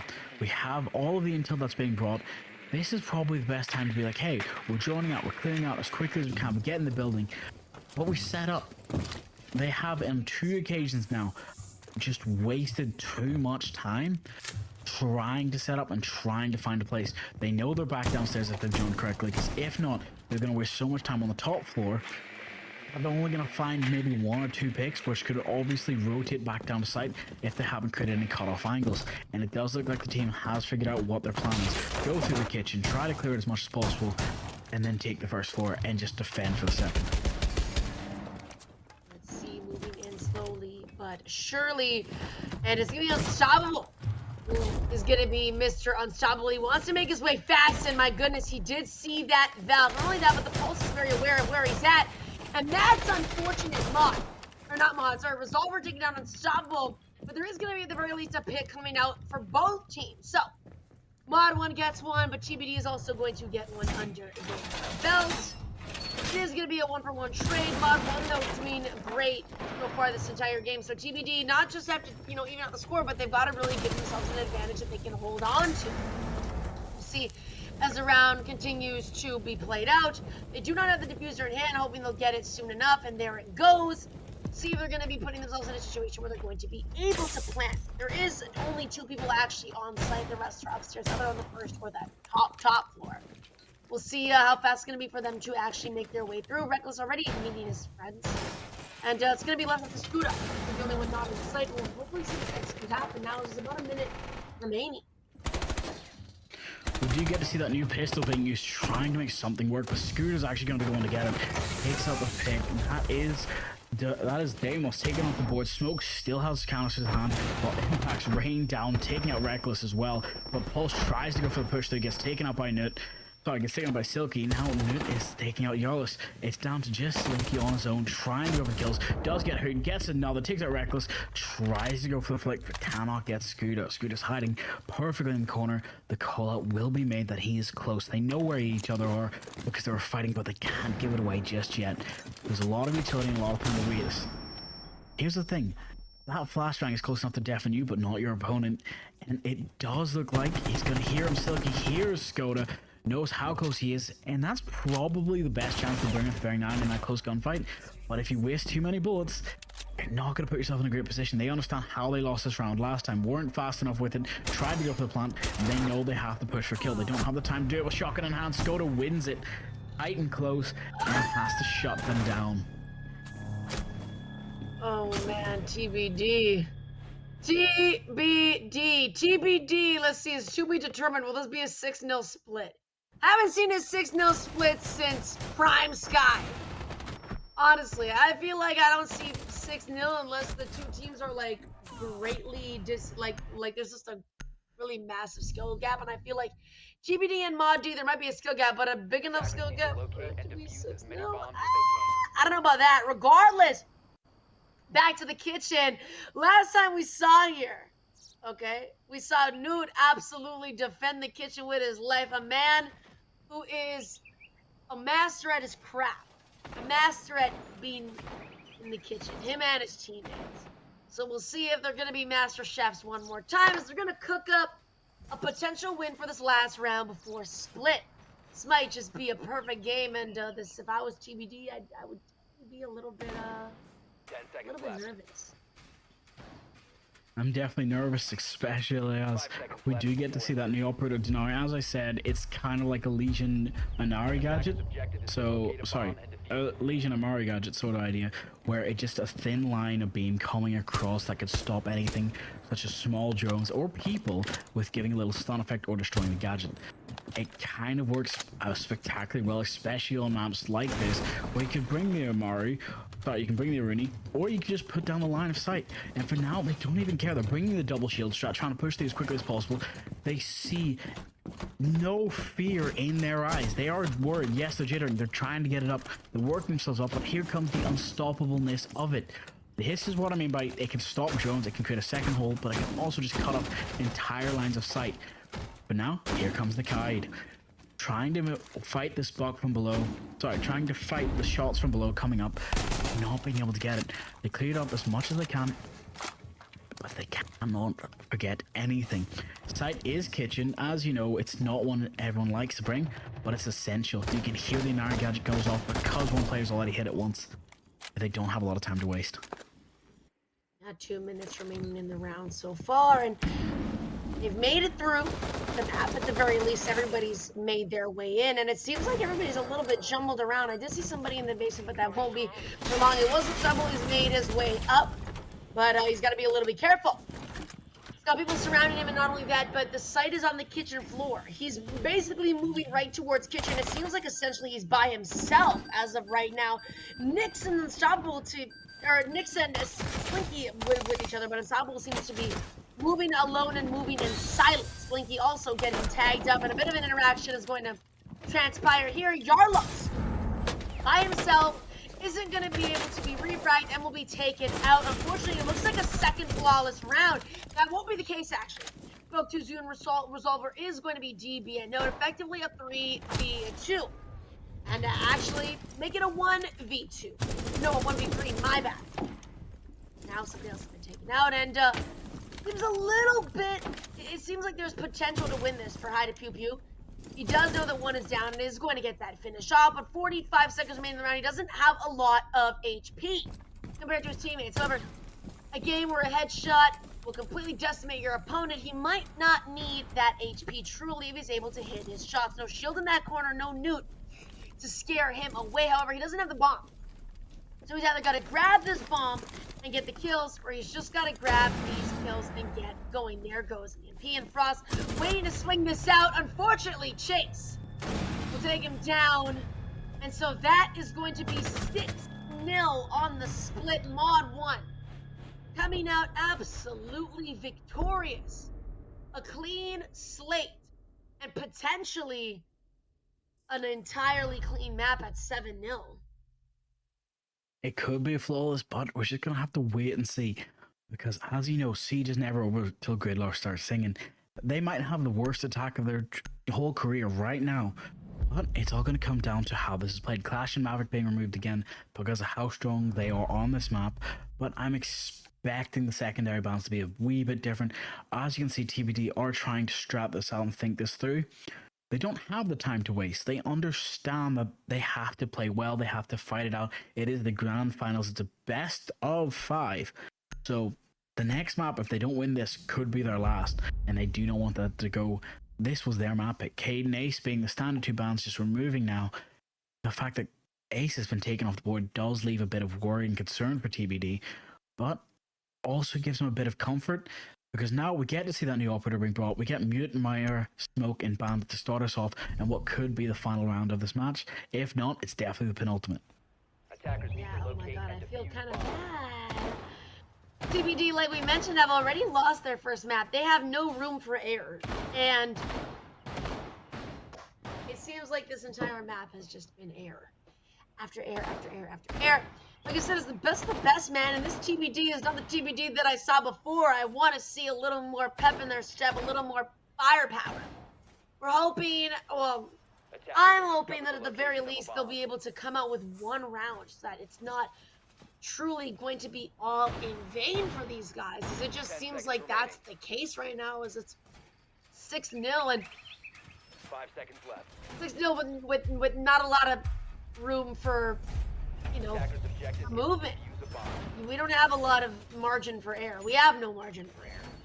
And so, Mod 1 are going to come in. They're going to come in strong. I'm sure they want to finish out this map and they want to get to map 3. I don't blame them.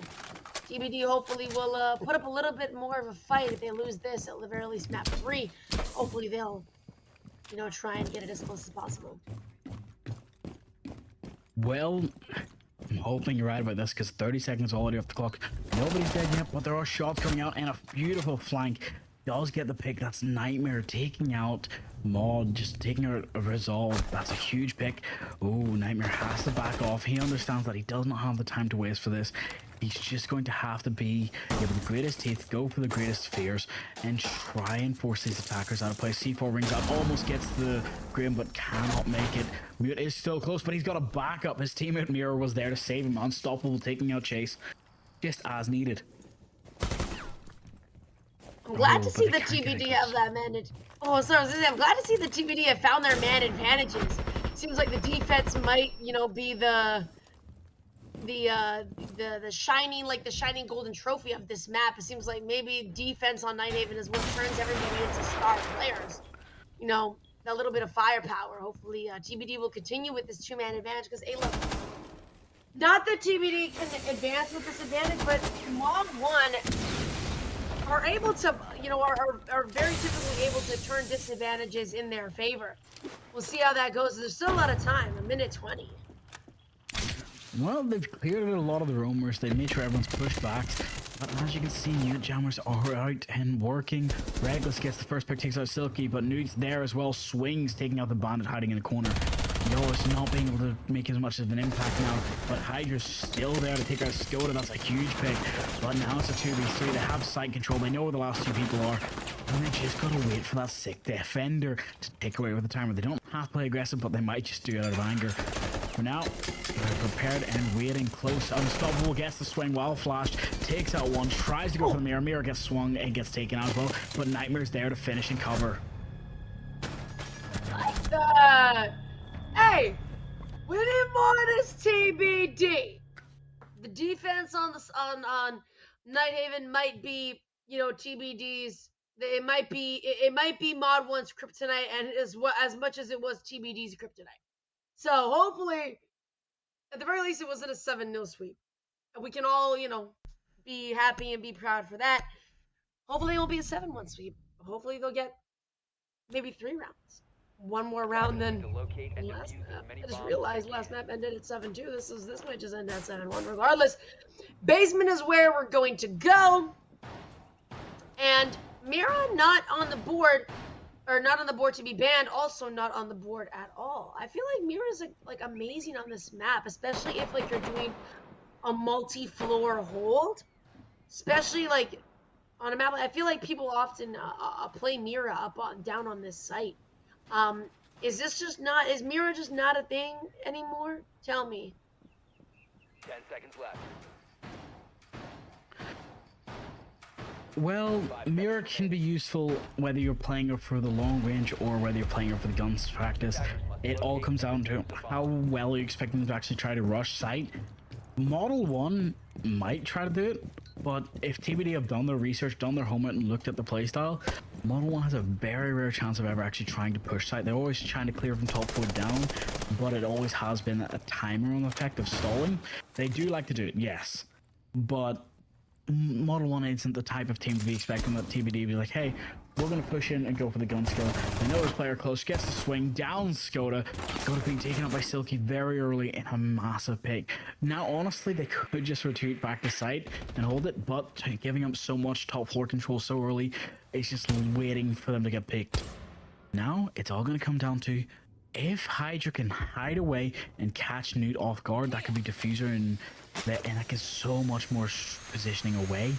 It's all going to come down to whether this drone effect is good or bad. No way they missed drone. Oh, did they miss? Oh my god, I thought that they just missed her. That would have been insane, but seems like Hydapupo is going to be able to live for at least 20 seconds longer, maybe make it even longer. He's shooting the Uzi. Is Uzi going to do any damage? No, sir, not right now. 1:40 remaining, and seems like he's going to be running away for his life. He's still tucked in the kitchen, and the boys on TBD or not TBD, Mod 1 are very aware of his positioning. So we'll see if he's going to end up getting caught with his pants down or what. Slinky also potentially looking to find somebody off guard with their pants down as well. And it seems like it might just be the case. We see their outlines. Of course, Slinky can't see that, but we most definitely can. And he most definitely knows somebody there now. Round continues. Still, Mod 1 have a one-man disadvantage. We'll see if they're able to equalize it out. Well, you're right about that. The gadgets and the utility, the hatches are going to get opened. They don't have time to stop it. So as hatches go up, C4s go out and get a perfect pick. Landing on 2, getting Reckless and Resolve. Nightmare's beautiful down as well. That's Newt off the board to Silky. It's just up the chase as the last one standing on the second floor. Does not have the time to waste. 50 seconds, has to not only collect the diffuser, but either go for the kills or try to go for the plant. There's too many people upstairs. He has to try and check all his angles. He does not have time to waste. He has not heard if they've cleared out kitchen or not, but the last call out was that somebody was there. The fear in his eyes is shot out. The trigger finger is itching and he cannot land it. Goes for the close quarters combat and goes for the stun. Should be able to get him, but no. Hydra's there with just half a line of sight. Switches to secondary. It's faster than reloading and wins the pre-fire while coming out of the flash. I like that. 6-2. Could still be a good. 7-2 for my eating first map, but I have faith in TBD now. They're waking up, they're ready for the defense. As you've seen, the defense is much stronger, especially on a map like Nighthaven Labs. As you said before, this game's a little bit defender-sided as a whole, but we're getting to see the new operator just doing absolute work. We're getting Castle, Mira, Sammy, and Frost as well. Going back to storage, let's see how they can control this. Okay, so storage is that tertiary site. Kitchen is more quaternary, but there we go. At least for this Yes, team, it depends on the team. Yeah, this team, at the very least, storage is that tertiary site. Hey, I like this. Like I said, maybe it's just the defense on Nighthaven that just absolutely seems to really be prevailing, at least this time around. I will say one thing, because it's very typical, but on a map like Nighthaven, a true road for success, and I'll bring this to my girl Jenna, my lovely, beautiful baby Jenna. I don't know where she's at, but baby, I miss you. Anyways, Jenna always says, when you're playing on a map like Nighthaven, when you are attacking, it is crucial, essential to have 2 points of entry. Not just, flooding one area, which could be said on any map, but, it works the best on a map like Nighthaven. You have a coordinated 2-man group. Maybe you got one lone straggler, but you don't really want to have a lone straggler, in case they end up being killed, refresh potential. Anyways, that's besides the point. Map is absolutely crucial and thrives off of this, this double entry kind of way and funneling your way through sight, or into sight. Mod 1, I think it can be done, but it's gonna definitely be a little bit difficult. And damn, Resolver almost getting a run for his money. Anyways, this is what I'm saying. It's a two kind of point of entry, funnel your way into sight. We'll see if on Mod 1 are gonna be able to close that out, because this round they've got a 2-man advantage. Could potentially be 3 if Slinky is unlucky and ends up getting hit. That is a frost mat, and Nude most definitely hears that, but with that frost rework, still going to be able to kind of come out of that.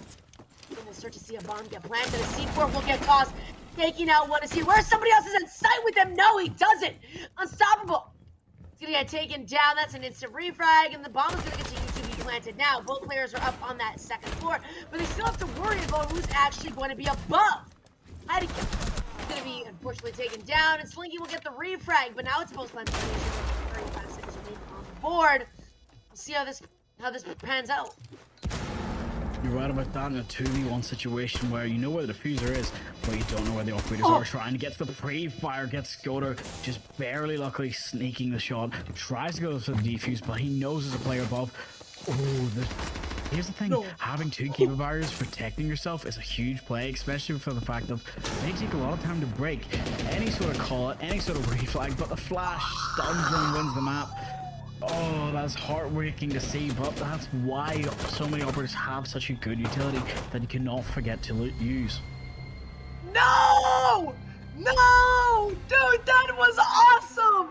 I was about to say, pros don't fake! Pros don't fake! Sting it, sting it, sting it, sting it, sting it! Oh my god! That would have been amazing! No, that headshot onto whoever was in sight, oh my god, that had me. That literally had me. I was like, oh my god. I mean, obviously it's just a pre-fire. You're just pre-firing at head level, right? You just assume somebody's gonna be in that corner above. Oh! No! Oh my god! TBD was really in it, man. Those last 2 rounds, those last 3 rounds were really showing the fire in them, but damn it! Damn it.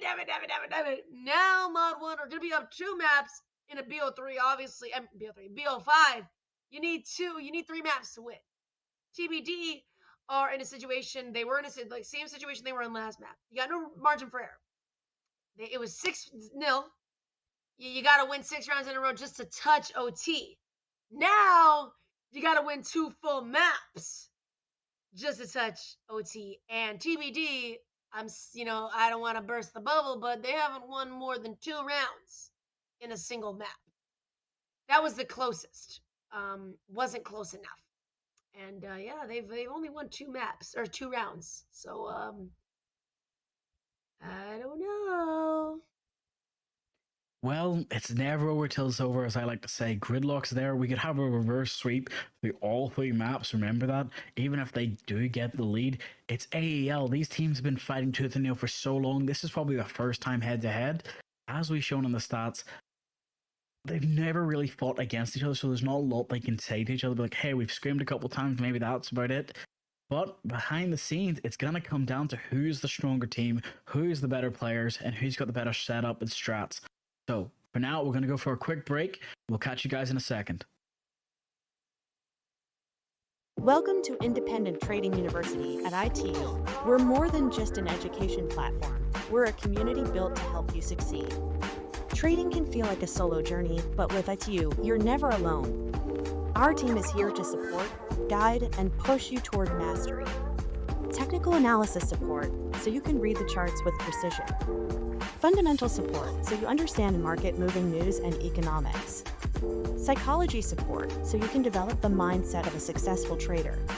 We provide the tools you need to thrive: weekly live education, 24/7 community support, and real-time trading setups from experienced coaches. Wherever you are, access the education and mentorship that will transform your trading. Join ITU today and trade with confidence.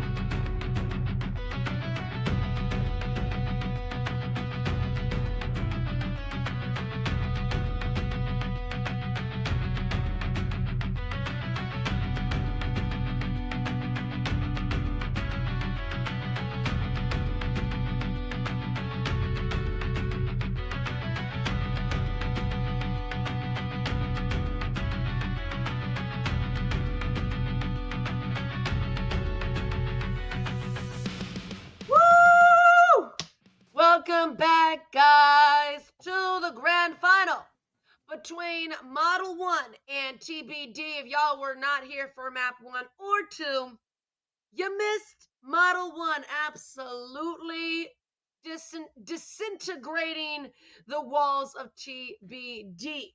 Won the first map on layer 7-2, won the second map on Nighthaven 7-2 against TBD. Now TBD need to win 2 maps if they want to go to OT. And then we'll potentially, they might potentially win it out. Like you said, this might be a reverse sweep. Who knows? Ain't nobody's out till they're out. But the path is not an easy one for TBD. As for Mod 1, they've been breezing almost through it as if it's just another day at the office. So, You're right about that. we'll see. Yeah, we'll see if Mod 1 are going to make it look any easier than it already has been.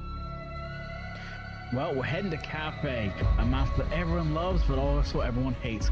Whether you hate it for the change of our pink police van or you hate it for the spawn pigs, this is the map unnamed gamer would normally call the box. We had a quick switch of our observer today, so thank you to Rennie, who is now gone, and welcome to Sergeant Anxiety.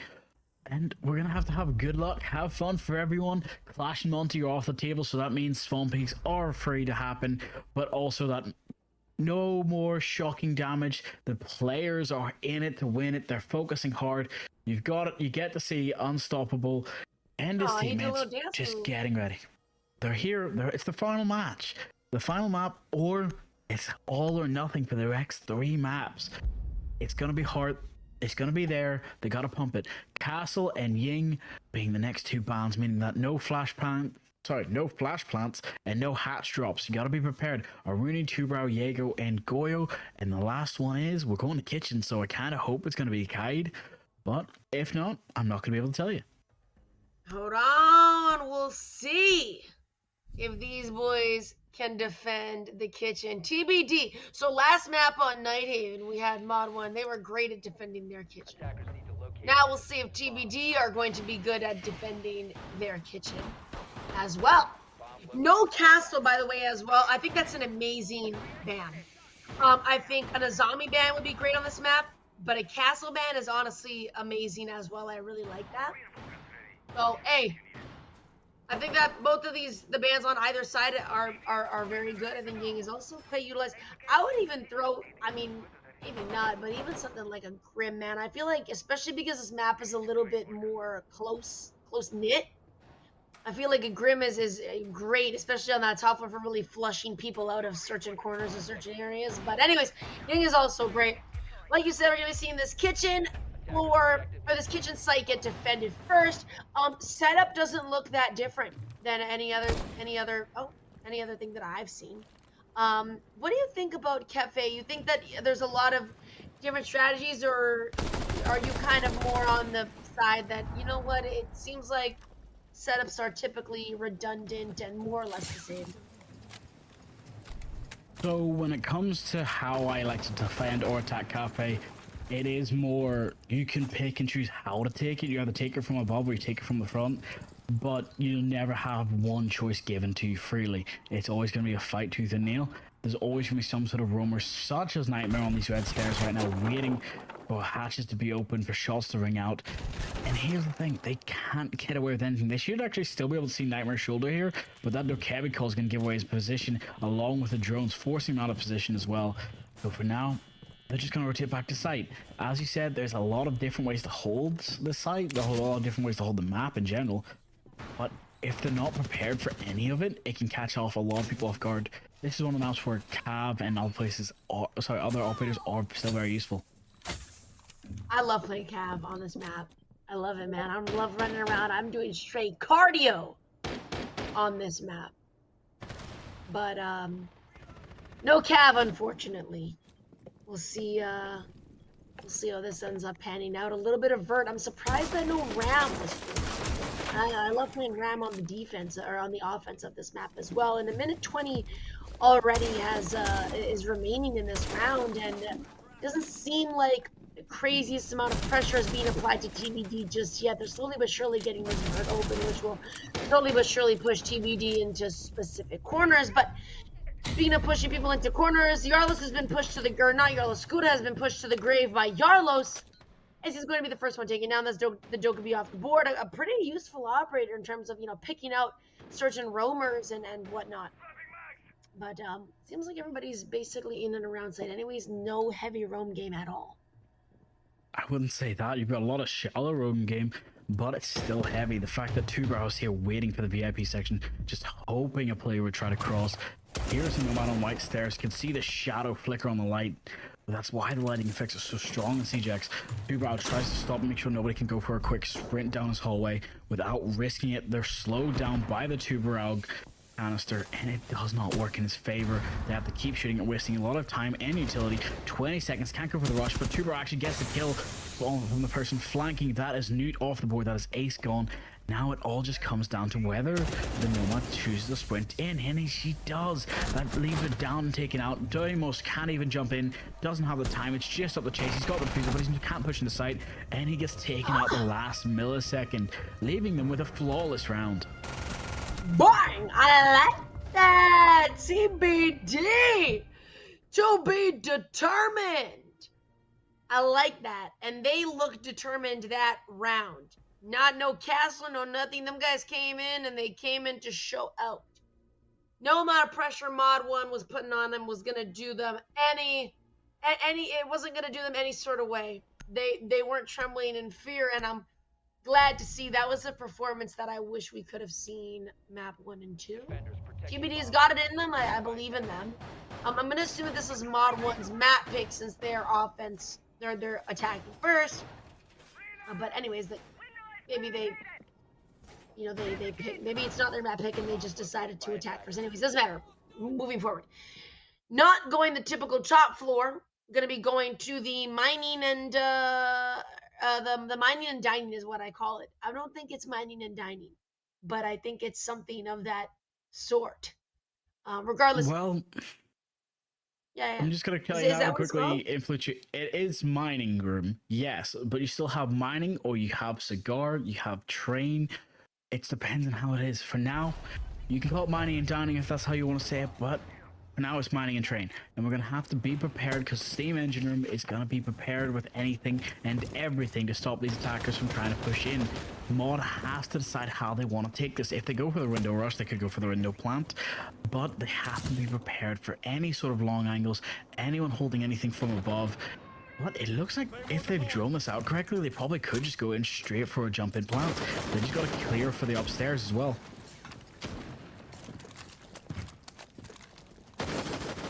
Seems like it's going to be more of a top down, which I mean makes sense. Everybody's on the, or at least a vast majority, are more than likely going to be taking it from that roof when, like I said, that top down route makes a lot of sense too, because a lot of the players are already on this top floor. Regardless, Yarlos though, speaking of players that were on the top floor, Yarlos was not gonna be on the top floor. He was gonna be over by those bottom of those white stairs. A very quick pick though, coming in the favor of Mod 1. They've gotten rid of Slinky and a zombie.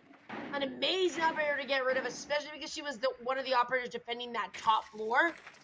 Her zombies are really good for slowing down time. They've slowed down about a minute and 15 remaining, or a minute and 15 of the round so far. Now at about a minute 45 remaining. We'll see how that goes, but as to the boys on Mod 1, seems like they've almost taken full control of the top floor, except for Yarlos, who I'm not sure if they know this, but he's rotated from the bottom of white all the way up into cocktail. Heineke is also going to be in the freezer. He's going to be able to take down one, and is going to be able to take down another. Will be taken out quite soon after by Mr. Newt, but Yarlos still up on that top floor. Will be retreating now, so everybody's starting to make their way through. Mod 1, sorry, not Mod White. Mod 1 still down a man, but we've seen it before them come back from their disadvantages. Yarlos will find himself a second one, leaving Newt in a 1v3 with just under a minute remaining in the round. He does have the diffuser in hand. It's not impossible, but it will definitely be a little bit difficult. He isn't where there is going to be somebody over by the bottom floor. It's going to be Nyx. He's going to be over in Kochek, but it doesn't seem like he's going to need to deal with that right now. He's going to deal with anybody in sight and unstoppable. Making sight unstoppable. TBT, holy. Is this the same TBT that I was watching before? Oh, no. Something's a little bit different about them. I don't know what it is. They've woken up. They've had their Weetabix, the Cheerios, and they're prepared. They've been cozying up next to that fireplace. And for now, it's working out really well for them. Having that defensive start on Cafe map that's been in this game for so long with all the changes from, as you were saying, going from dining to reading, being added as a new map site, or having the fact that you've got reading and reading, or just going upstairs, which that is actually going to be the case. We're gonna head up there. We're going to head back to reading and dining now. This new split bomb site, and it's gonna have to come out to whether or not these teams are ready for this, because as you can see, those arena gates are going to be really destructive, especially with a mirror. If she can create any long angles, she could shut down this entire play nice and early. But it looks like Model 1's read the strat, they've read the script and brought Fuse, or in this case Brava, trying to help stop any of these weird plays or anything that needs a lot of utility destruction, because if they can clear that top floor, they can just go ham with Ash charges, shotguns, and bullets for days. But we just gotta wait and see what their plan actually is. Hey, I hope that TBD can really continue with this momentum that they've brought. They have the Mira as well. So we'll probably see a little bit of a top floor hold from them. I love seeing the Mira and the multi-floor type of holds. Hopefully they'll secure a third round under their belt because, mind you, the first two maps, they did not get more than 2 rounds. They've gotten 2 rounds, or 2-round wins in the 2 rounds that they played, potentially making it a third one. Is this, correct me if I'm wrong, but is this really Mod 1's map pick? Let me have a quick make sure of my notes, and yeah, this is Model 1's map pick. But again, they didn't pick the side, you gotta remember that. This was the most important part of this map too. They picked that they wanted defense to start, but they were always hesitant on Cafe. The fact that this is their choice, whether they get to win it or not, it's all going to come down to how they play this. It's going to come down to, if they rush this, they win it. If they don't rush this, they could lose it. But as you can see, Skoda's already in second floor. The call out has not been given. Nightmare Nix actually gets resolved, who was trying to drop the hatchet along with this Ash, but didn't work out in their favor. A lot of things have gone horribly wrong and not working out. They're gonna have to think of this in a different light.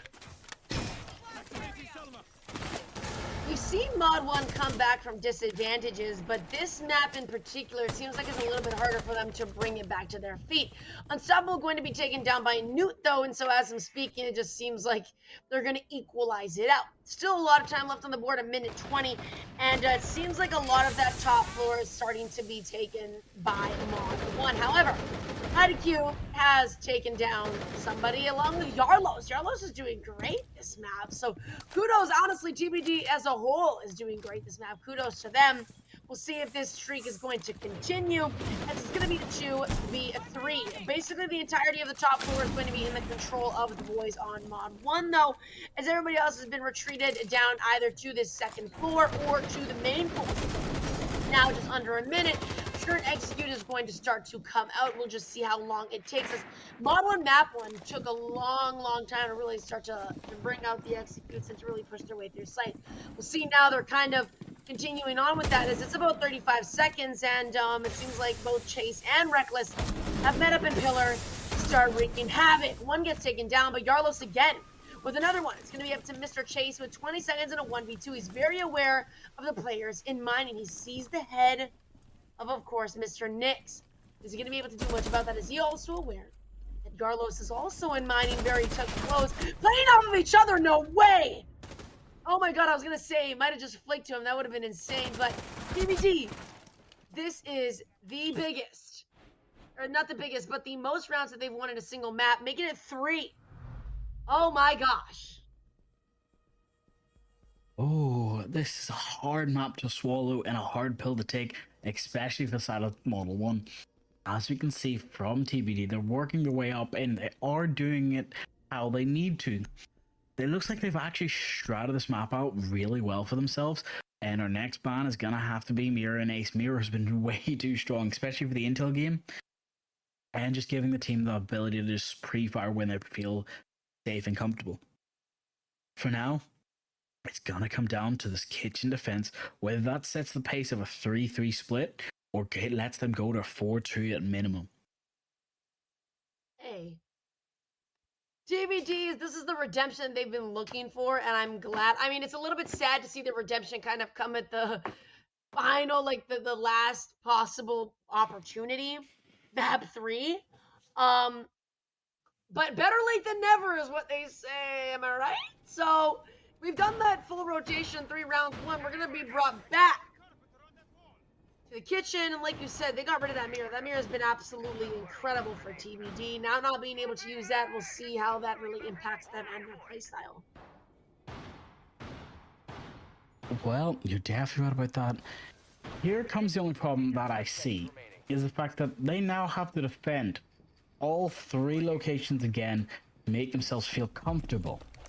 And whether they show off their secrets through the enemy or not is all going to come down to this time now, because we get to see that blitz rush, we get to see Blackbeard gets pulled out next round or anything else, and there's no other bands that can help change their playstyle now. It's all going to come down to if they can pick the right one for the right opportunity. Honestly, I could see them just deciding, hey, you know what, we're going to take this really slow, bring out the blitz, bring out anything, go for turtle plants, and focus on the objective. But, again, we don't know what their plan is. I'm going to ask you a simple question, just a real quick one. Since the fact that all these changes have happened in this previous season, people losing their DMRs, do you think that Cafe will change from, like, as defender heavy sided as it was to now an even split, just from changing the attachments? I mean, I feel like I don't think it necessarily changes the map as much as it changes the operators that players decide to play. Like, I feel like strategies, if they're really good, they'll still end up being played, and I feel like DMRs are great. I think what really changes is the shield. I think the shields have made it increasingly harder, not just...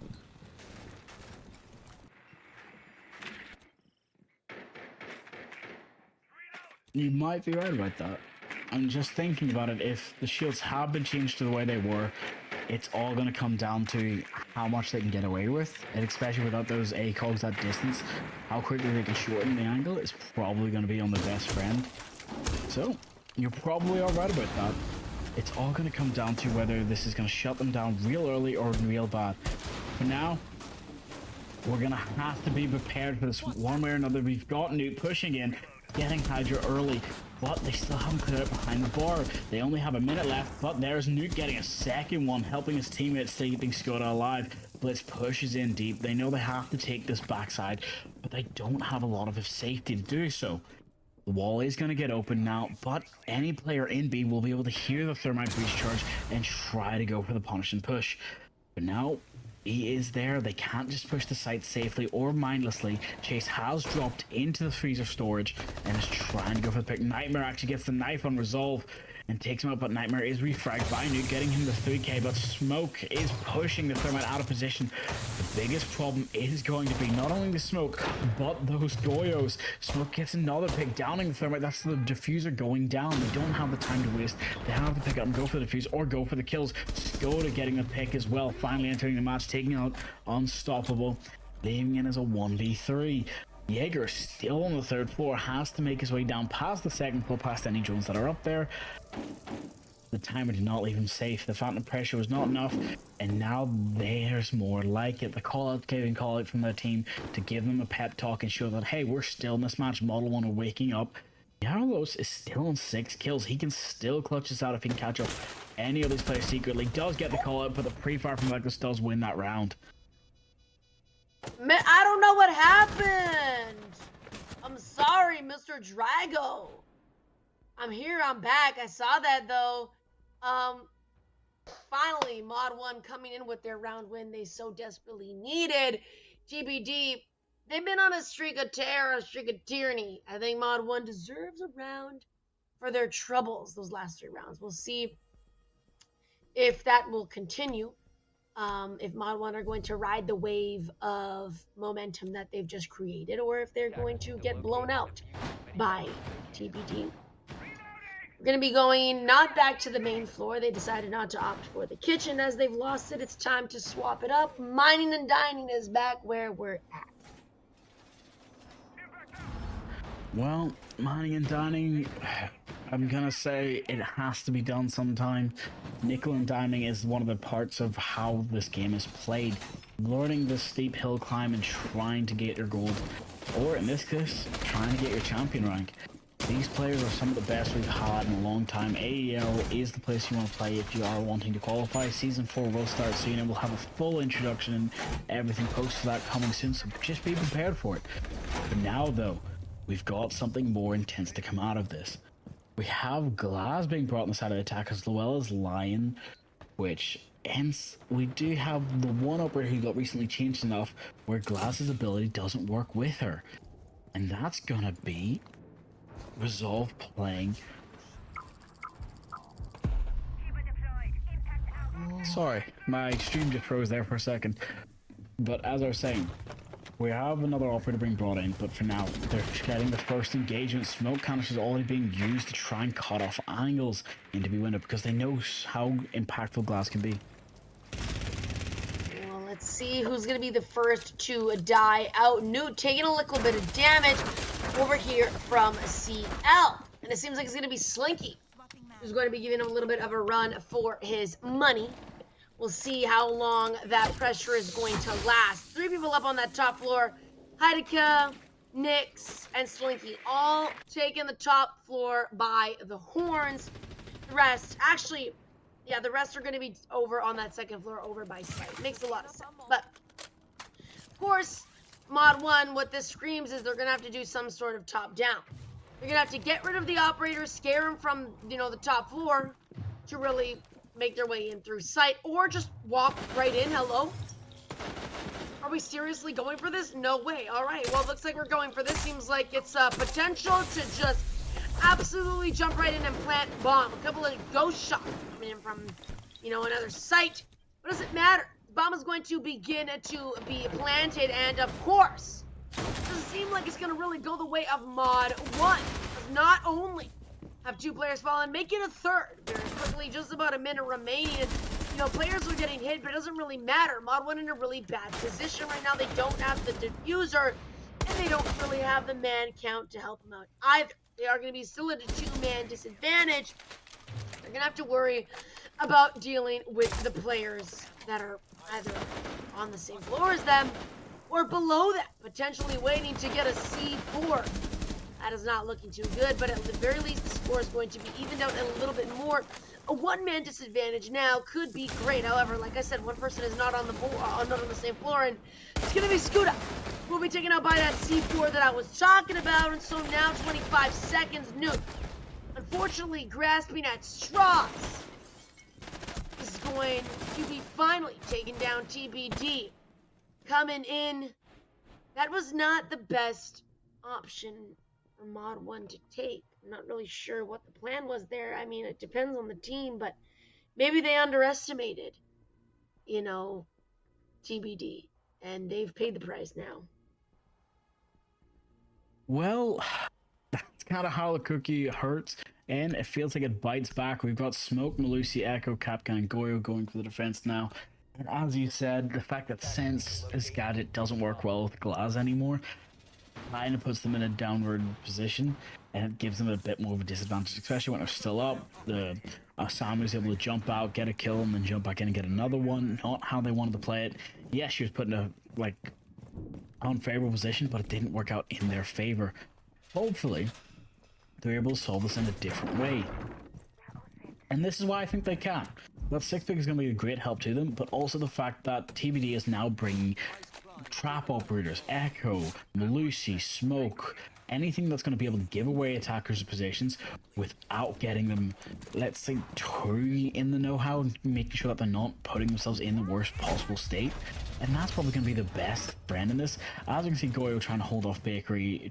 Yeah, we've got Capcan roaming up on second floor. Everybody else is trying the best to try and hold a position of somehow of definite power. We got the Blitz coming up to the main entrance.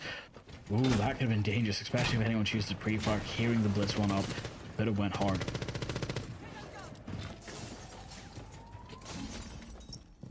Let's see how Mod 1 decide to attack this, as it is going to be potentially their last, well, it will be their, at the very least, last offensive round of regular of regular time during this match. If they do end up going on attack again, it will be in OT.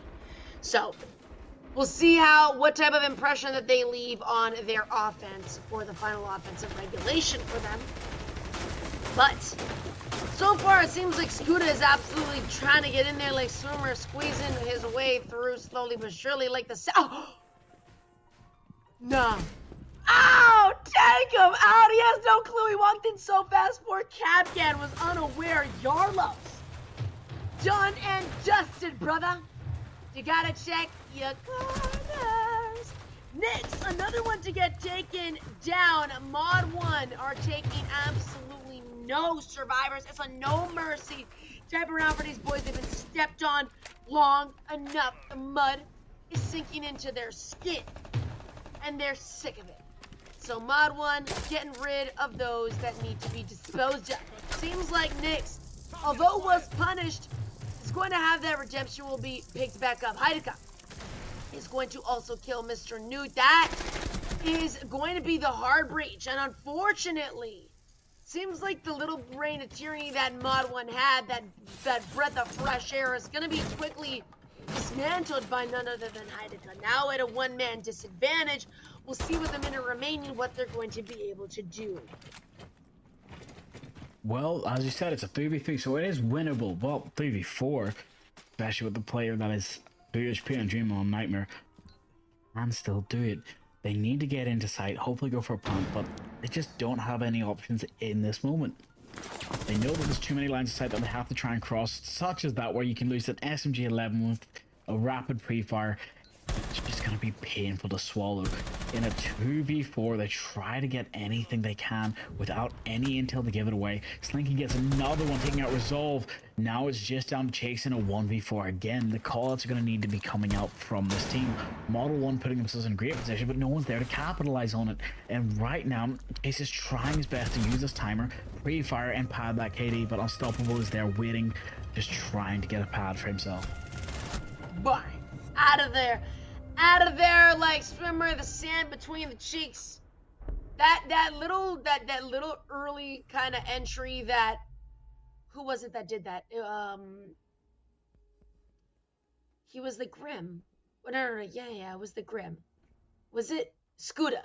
Was it? I think it was Scooter. Scooter was the Grim that was snuck into Cloakroom, got out the first down, tried to go for the second kill, but didn't capitalize on the first, but he downed somebody, used his guy to got stuck on the door, and it was just unfortunate. But those sort of things happen. You gotta remember, now it's round 7. This is Model 1's defense, and it's their time for a comeback. Whether they can get this or not, it's all gonna come down to how well can they defend in a 1v5 deficit. This is still better than the Nighthaven Labs match, but it also still gives them the best chance because of how Cafe is played. And as you can see, the gloves are now off. They're ready to talk. They're ready to fight. We're going to Bar Cocktail. Maestro, Rudy, Mira, Tuber, and Mute are being brought. Brava has been banned since Maestro is on the board, and Ace is gone, so no way of easily getting those walls without using Habana or Thermite. The potential that was there last round, but we'll see how Mod 1 are going to be playing on their defense. This is it's a bit of a sticky situation. It could be a lot stickier. TBD last map went down 6-0 off the halftime. So Mod 1 a little bit better. And honestly, they have the potential to even win this straight in regulation if they win these next 6 rounds. I'm so sorry. These 6 rounds in a row. So, could be potentially there. I'll leave that in the air because honestly, Mod 1, even though they're not playing like the best this game, I do feel like they still are an amazing team, especially from what we've seen. So, could be potential. I'm surprised that TBD let Mira be on the board, especially knowing how impactful that Mira was for their team. And Mod 1 is a great team. I feel like they'll be able to utilize Mira well, and so they've picked her. But yeah, I'm surprised to see, it's, even something like a Classroom Mira ban or a Mira and a Castle ban. But no, they've left her for the team use. Well, I'm gonna have to agree on that, and the fact that we do still have a donut in the lobby also kind of worries me for the side of Model 1. But it could just be the players being aggressive and trying to decide how they want to play this out. As you can see, a tuber has been used to hopefully go for a run out while there's a claymore there. Again, it does freeze it and stun it out long enough that he can get it. But Newt actually gets the kill on the run out, takes out a huge pick, gets Hydra, and now has to find his way back into the building or fight through the ceiling. Nomad Gadget is taken out, but he is shot from the ceiling. He is not safe. He is in danger, but whether anyone can actually capitalize on the pick or tries to go for it, his teammates are coming downstairs to help him. Mirror's there trying to open up a rotate for him to be able to get back into sight. Again, it's all going to come down to who's going to be there to stop him. They're upside down. Repel from Unstoppable does take him out, and that's Newt off the board. Chase as well loses his life to Slinky. Slinky being Ash, who's rushed now into Cigar Lounge, trying to destroy as many mirrors and destroy as much gadget as possible. The Renegade was not enough to stop it because it detonates and hits at the same time. So here comes the bigger problem now. Resolve is here with the Monty facing a mirror, trying to cut rid of anyone who was trying to back it up. But Nightmare is there, gets the kill, takes out Mirror with Reckless, trying to be a 1v1 versus the Mountain himself, putting themselves into a 4v2, now a 4v1. Slinky trying to get his double kill, going for the triple, but cannot get it with Gridlock being there to finish off Skoda. Woo! Hey, we might as well go to map 4. TBD playing like they had never played before, playing like they've been starving for a win. And they have been starved. I'm surprised that Mod 1 has not... Oh. I was going to say, I'm surprised Mod 1 hasn't done a timeout. Now, I feel like there's two options to this. I feel like Mod 1 can let this game fly under. Just what happens, happens. Honestly, they might think we're too far gone right now. It's 6-1. We don't want to chalk the mental any, not necessarily anymore, but you don't want to play so hard, make it over to OT, and then you lose in OT, right? It might, for some people, it's not the optimal choice. They might think, look, it's 6-1. Let's move on to next map. Let's wash this out, and let's just restart, a complete restart. Or they could potentially try and bring this to OT and, do what they got to do. Like I said, I feel like there's two paths. You think that it would be wrong if, not necessarily wrong, but do you think that it would be a little more helpful if they were to just kind of toss out this map and just completely start fresh slate on a new map, considering how well TBD have played? Attackers need to locate and defuse. Because of the fact that we know the next map is Chalet, there's a chance of that being the better option. But if you're giving away that much of an advantage this early, you have a lot more you have to talk about. Especially with the fact of Chalet is not your map, but this was. You should be trying to win this and put yourself in a much better state. If you can't do that, you're in trouble. So you think that they really should be trying to go for OT on this? OT is honestly probably the best state to play. It can be a quick 7-1, but at that point you'll have a lot more of a moral problem as well as a motivated problem. The enemy team could be warmed up all the way and they could just steamroll you the next two maps, and that means you'd have to have a crushing defeat. I would like to see a proper best of 5 go all 5 maps, don't get me wrong, but there's no chance of that, especially when both teams are fighting this hard. You do not want to let that happen. You'd rather fight every round on every map than give an easy victory. As we see, we get the line called out for the AC-130 above as they try to push it and clear as much utility as possible. They get the red pipes now being destroyed, the calls from above, knowing that there's players up there, but sight on site has been cleared. Oh, sadly the retro drone is destroyed. Slinky getting a shot, taking out Chase, being a huge pick. Reckless as well, pushing and getting Yolos, but there's another retro drone coming in, pushing the Asami out of position. They don't have a lot of options now. They can't waste any more time. 2 minutes, Monty's in sight. Nightmare's pushing through, being an absolute menace, but that's the fuser lost in no man's land. That is not how you want to start it. 4-3, being reckless, as the name entails. They're gonna have to make this wise choice. How do you fix this? I'm gonna ask you that. Well, as for TBD, they're both, it's all about picks right now. right? I mean, they don't have the diffuser on hand, and quite honestly, I feel like there's too many players for you to be concerned about the bomb right now. At the very least, try and even it out for as, to as close as you possibly can. So they've gotten rid of somebody to see if they're going to be able to get rid of another operator. But mind you, as for Mod 1, 2 of them are up on that top floor. There's only essentially 1 person that's actually going to be on site. You're gonna have to work with who's above. So you're gonna have to kind of start, whether you like it or not, making your way up. And so that is what Heideka has already started to do. He's aware that there's players above, and he's gonna have to flush them out if they want to potentially see this round go in favor. There is just under a minute left, but there is also just 1 player remaining. Heideka finally getting taken down, and so Mod 1 a lot stronger this round than they were the previous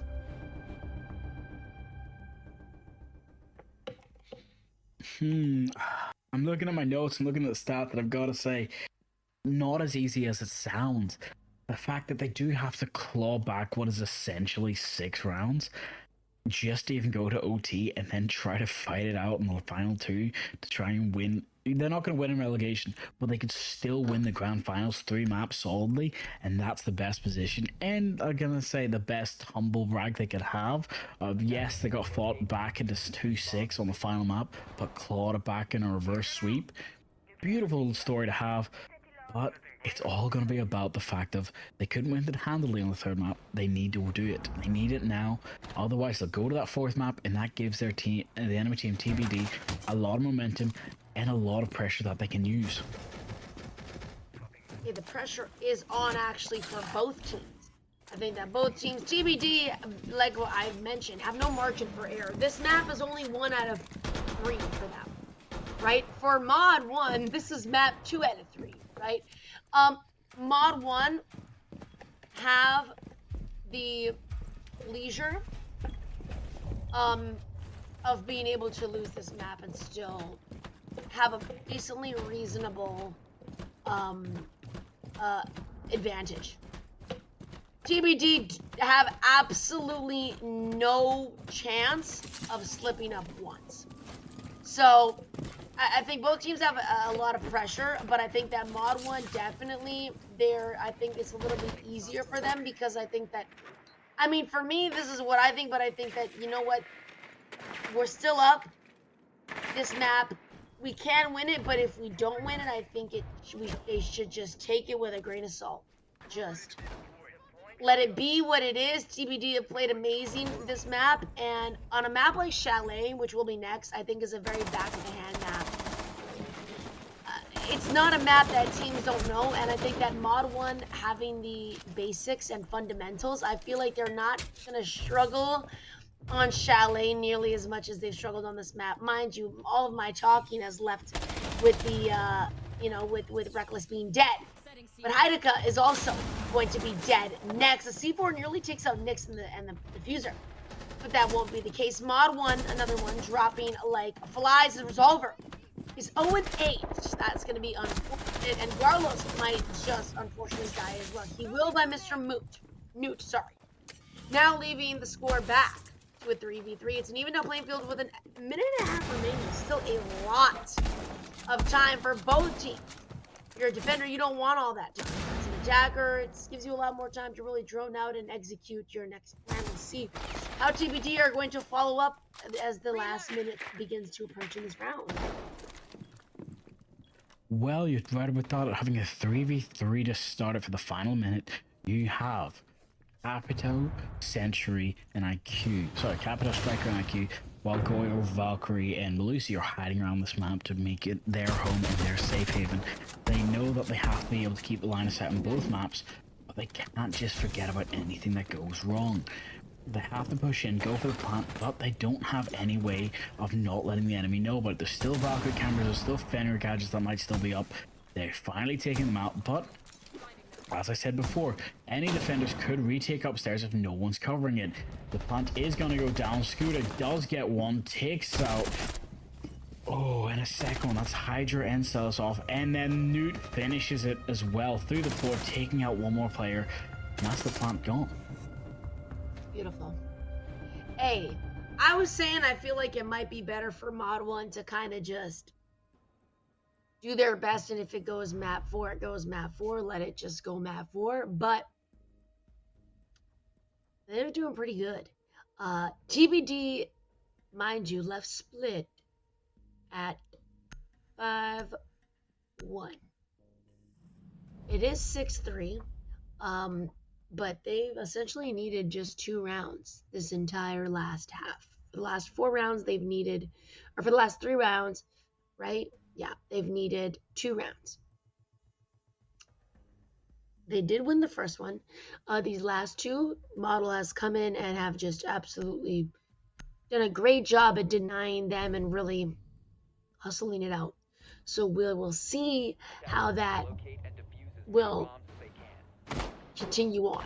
TBD only need 1 round. They can, you know, they can afford to lose a couple more. But you know, once it hits like 3-4, 4-6, or you know 5-6, it might be a time to even potentially, as a team yourself, call a timeout and maybe regroup. You're right about that. They have 1 tactical timeout per map, and they can be used. But if the teams aren't willing to use it because they feel like their momentum's climbing back, you might be wrong about it, because 3-6, yes, it was a tight fight, but they still had the man advantage for a majority of the round, and were able to use it not just for trade-offs and trade-backs, but also for those kills. And here comes the biggest problem. They are on defense. That 6th defender, the timer, is working in their favor, but Tuber out trying to get that spawn pick, clearing anyone who's going to come up and try to repel on the door, or just any blitz that's, you know, switching armories or switching shields. It's happened a lot in the past, and it could happen again for now. He's going to sit there quietly waiting for the inevitable that will not happen. And all we have to worry about is the fact that we're back upstairs, top floor. If they try to go for this plant or try to make anything happen, they're already going to be in trouble. See, as you can see, Monty's going back up to the top floor as well with his team. They're going to go try to go for the plant. Ying is still an available operator, meaning that hot drop, hot plant is still available. There's still a lot of audio cues they can use to clear it up and be prepared for that.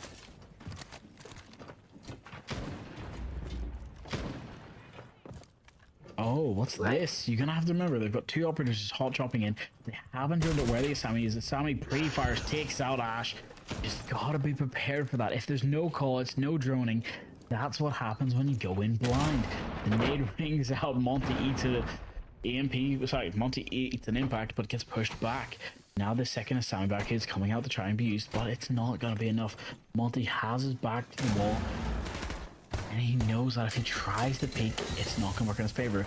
Mirror's windows now being blocked by Smoke Yings, and Asami has to rush back, but it's not gonna be there because the line of sight's not there. Nude's covering his teammate, gets another one, but the hot drop from Ying does get a kill, taking out Scooter, making it a 2v4 very quickly. Pre-firing in, they do have sight control, but it's not gonna be enough when another player has to go down for it. It's now a 4v1. Smute crosses, risking his life, but takes the damage.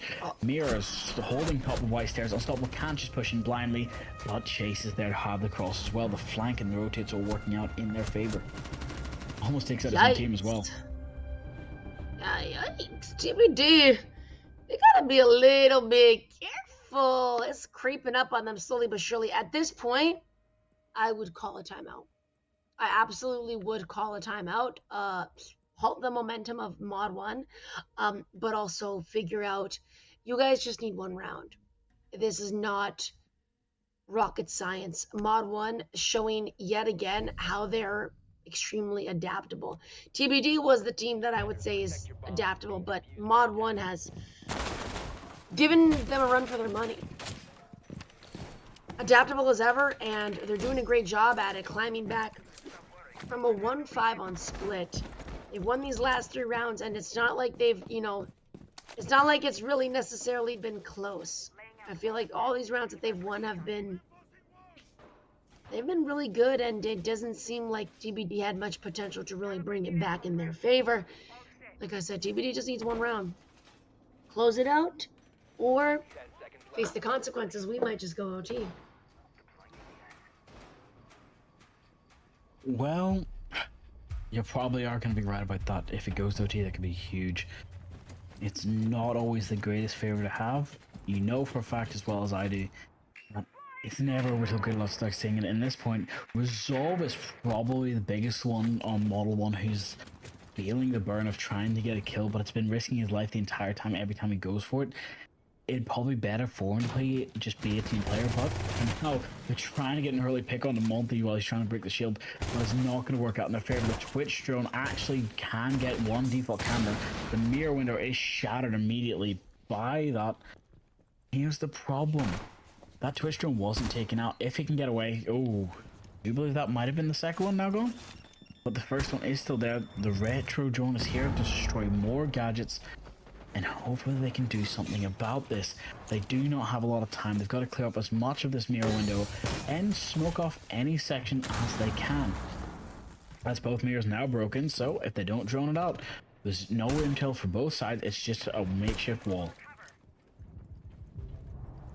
And so far, a little bit of the walls begin to crumble. A player from each side is going to be taken out, and actually it's going to be two. In favor of TBD, they've got one extra operator on their side. So a minute 35 ish remaining. Are they aware of somebody above? Resolver in a position like that is going to get absolutely decimated by Yarlos. We've got two players who've got 10 kills on TBD, and give it up for Newt. A 15 bomb. Jesus, oh my god, this man is a legend. Fortunately, I'm not sure if it's going to be enough. Boys on TBD just about making it as the diffuser is going to be planted. So a 2v3 now will turn to a 2v2. However, it's a shield, right? It's going to be a lot harder than you think. Unstoppable is going to be over outside as well, and so it's going to be up to Newt and Chase. Mind you, it takes 7 seconds to defuse a bomb. You're going to have to somehow get both players out and have the bomb defused. Fortunately, it's going to be up to Mr. Newt in a 1v2, and it just doesn't look that good for him, especially because of the fact that the Monty is going to be right up his butt. The boys on TBD are going to close out map 3. Almost lost it. Or at least not almost lost it, but almost gave it up. Potentially going to OT. Gotta say, a 7-4 split wasn't what I had in my notes. It wasn't in the script, but that just goes to show that even with TBT, everybody showed up that time. 10-10-10 for the top 3 players of that team. It works out fantastically well for them, at least to pad their KDs, but also to show that, hey, those first 2 rounds might have just been like, they didn't have their morning coffee yet. Everyone's tired, everyone's sleepy, they're just waking up, and it's working out well for them. So, we've got some interesting things to say, but first off, we're going to quickly mention that we've got Chalet for our next map. And Season 4 is starting soon. Everyone's got to get prepped. Everyone's going to get ready. We'll have a quick break before that. So be prepared for when that starts. We'll have the announcements and everything else coming out. For now, map 4 and just a couple minutes break. Anything you want to say, Bianca, before you go? No, sir. I got to go pee, so I'm praying for this break. I gotta go use the toilet, and maybe somebody else might too. So we'll be back in 5 minutes, guys. Use the washroom, get your water, get your food, get everything. We'll be back for map 4 of Grand Finals AEL. Welcome to Independent Trading University at ITU. We're more than just an education platform. We're a community built to help you succeed. Trading can feel like a solo journey, but with ITU, you're never alone. Our team is here to support, guide, and push you toward mastery. Technical analysis support, so you can read the charts with precision. Fundamental support, so you understand market-moving news and economics. Psychology support, so you can develop the mindset of a successful trader. We provide the tools you need to thrive. Weekly live education, 24/7 community support, and real-time trading setups from experienced coaches. Wherever you are, access the education and mentorship that will transform your trading. Join ITU today and trade with confidence.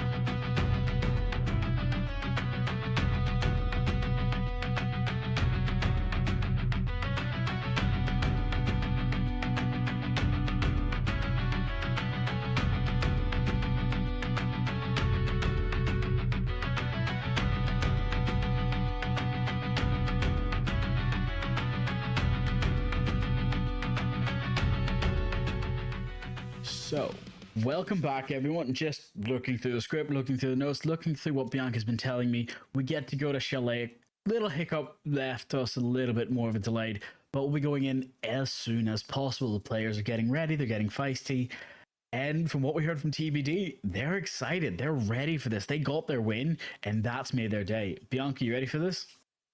I'm absolutely ready for this. I'm glad TBD has started to put on their big boy pants because the first two maps were ridiculous for them and not in a good way at all. So they've definitely shown the potential that they can bring to the table after our last map on Cafe. Hopefully Chalet will bear them the same fruit that Cafe did, because they played Cafe absolutely incredibly. Well, with the fact that we're going to Chalet, which has a kitchen on it, you could be right. But these maps are played very differently. You can't get away with your rat strat, you can't get away with anything bunker. So, drone hard, drone heavy, and be prepared, because Model 1 is going to try to take this early. Asami bans are what I'm expecting, Solus bans are what I'm expecting, shutting down everything nice and early. We get Monty and Clash being banned. I like Good this is start, a very Sol. common theme. You're probably right about that. But we're going to have to be always prepared for the second and tertiary bans, because those are more comfort picks. Those are more getting something off the table that you do not want to see after 2 rounds of having it dominate you. Or just getting in your players' heads. How do you use your third bans? Me? Yeah. It depends. So typically, I feel like, at least while everybody's still adapting, I feel like the third ban, it either goes automatically to a shield or maybe an operator that has been very has borne a lot of fruit for the enemy. You know, if a team is particularly really good with Fenrir, or they're particularly good with even something as simple as a lesion, I'm gonna be like that. I'm gonna target ban you. I'm gonna put it up in the air. You know, especially operators that slow movement, or kind of like notify when you're walking in, at least on the defense side. You know, get rid of a Malusi, get rid of a Fenrir, get rid of a Legion. Capcan, not so much, you don't see it, but you know, operators like that, or like I said, operators where players just really good with it. Castle, for instance, a zombie. Stuff like that, I think, for the third pick is more than likely where I will lean to. Unless there,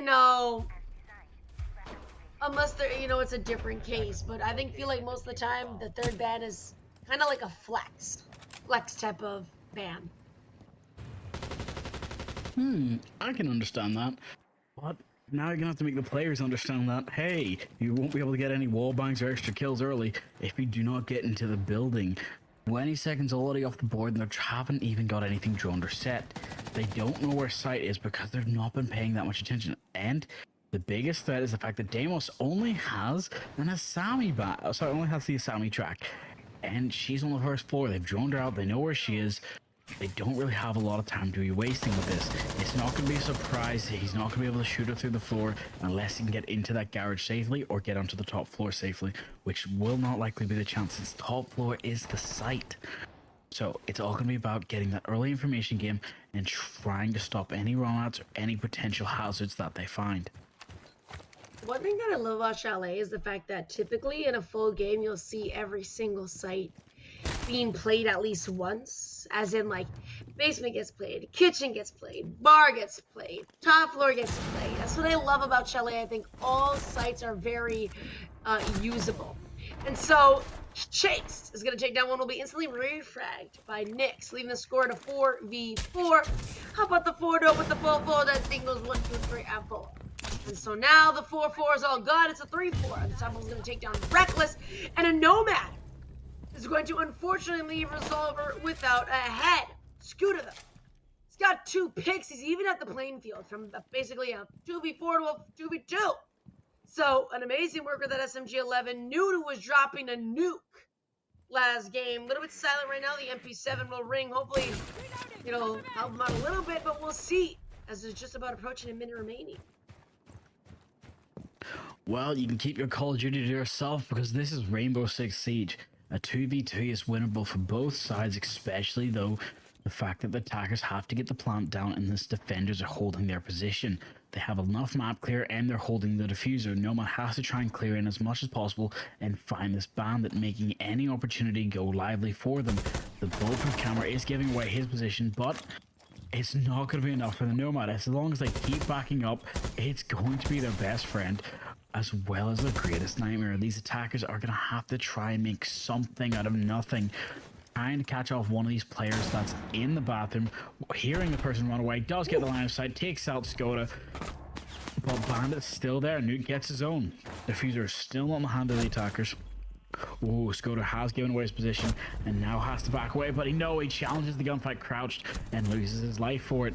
He just wasn't prepared for the double peek. Nice. That was a nice little pick. TBD. Doing an amazing job at holding down the fortress. It was a 1v1, but oh my god, was it exciting. Now bringing us to Bar and Gaming. I want to see if they're going to use a Mira.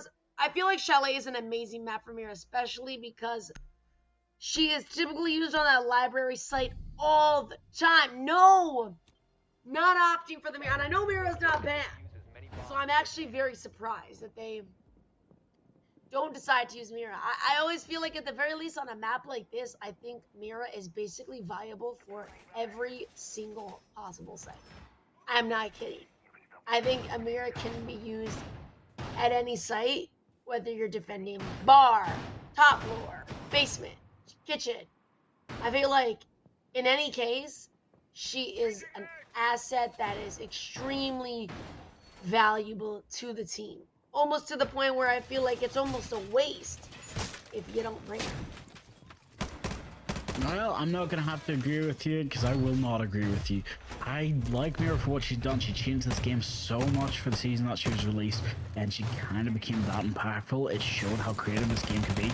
But as you can see from the spawn peaks from Skoda, it's never going to be enough as such early gameplay and early reaction and early aggression. Those things could be more of a trade-off, yes, but it's high risk, high reward, and that's what this team of Model 1 likes to do. They drive like a sports car, so treat them like a sports car. This isn't the kind of time where you can be thinking of Ford or thinking of Ferrari. You've got to be thinking of how Nightmare is pushing into the building nice and early, trying to make their way through, and that's the best plan of action. We'll see if TBD are going to be any stronger than they were the previous round. Mod 1 had a grade 2 first games. We'll see if they're going to be bringing La Pasión like they were before. But only time will tell.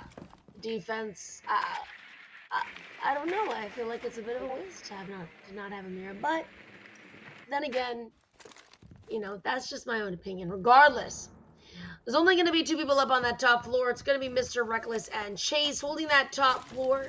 Typically you'd have like a Mira there or something. But anyways, doesn't matter too badly. They're the only 2 people that are going to be on the top floor. And then there's going to be Mr. Rizal, who is kind of chilling by himself over by the kitchen. Nobody's actually really made their way into the building apart from Nyx, who's in piano on that top floor. Other than that, nobody else has actually made their way in. They're making it slowly but surely. Nyx pushing forward. Of course, he is the shield, being able to break down this castle barricade as well in one hit. That's quite nice. Slowly flushing out through blue as well. Be a little bit easy for them to find a couple of picks. They've made space, or they've taken a lot of space in quite a bit of time.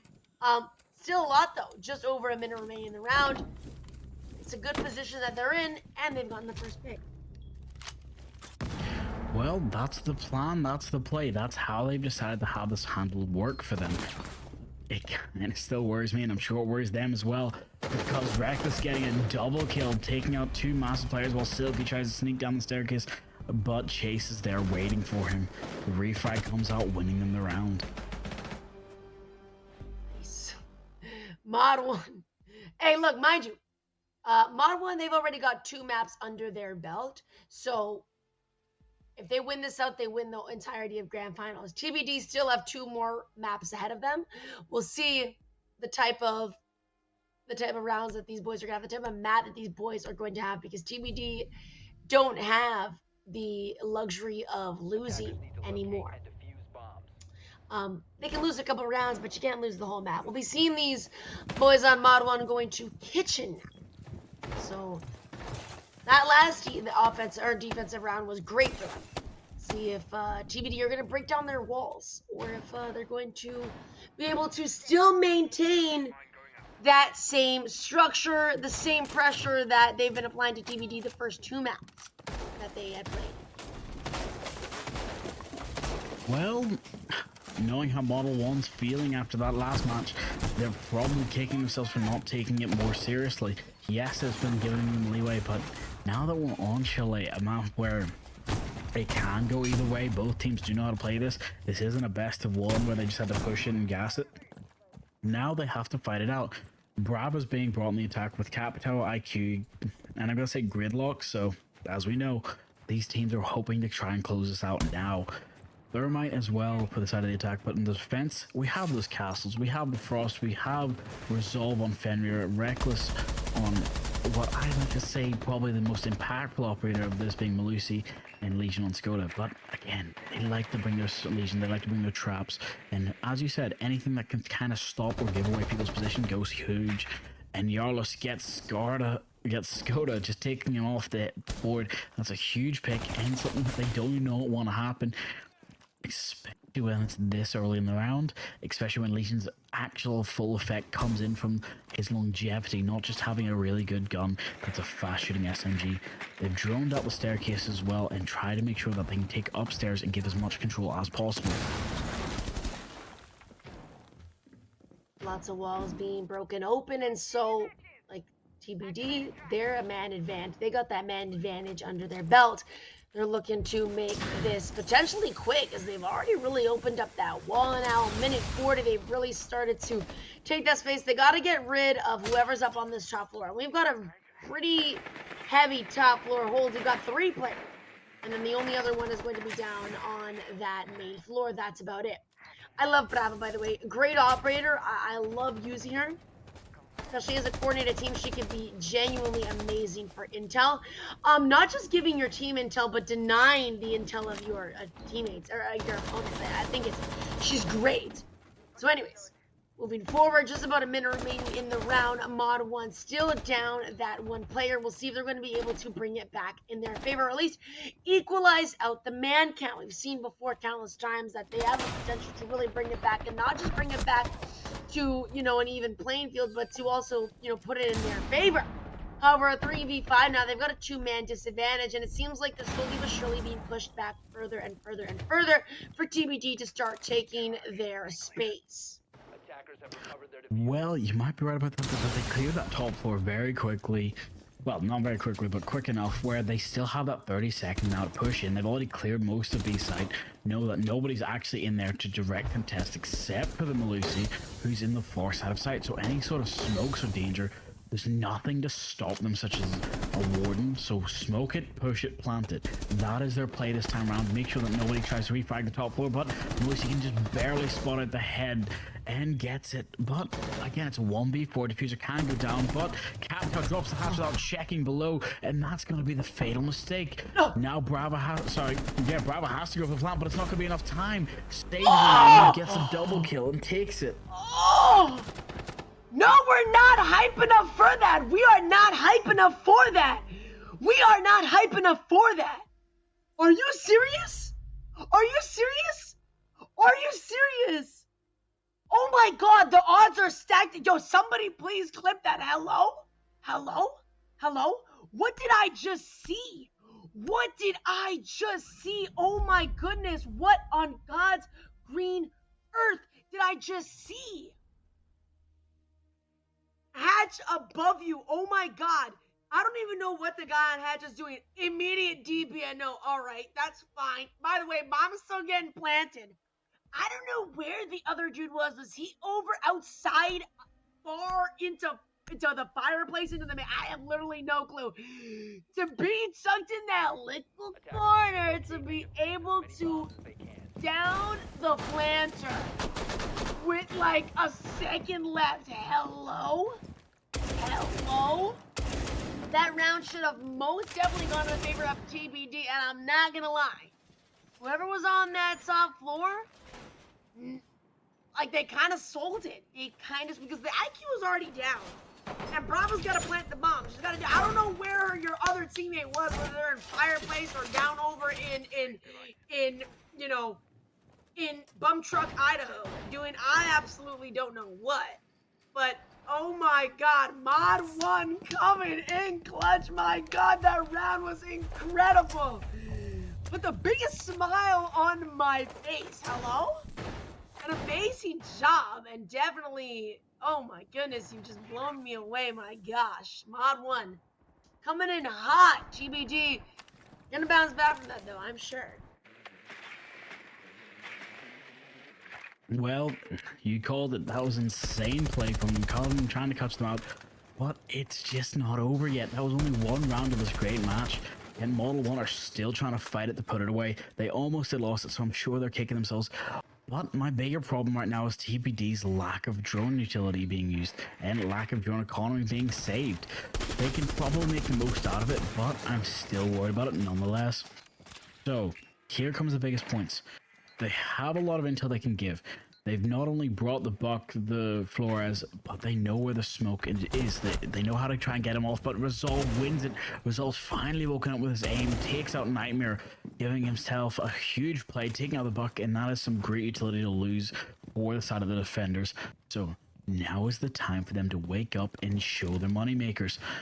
Regardless of how they see it, they know they got to push up. They got to take out this smoke and try to win this match as quickly as possible before anyone TBD starts getting the game of their life again.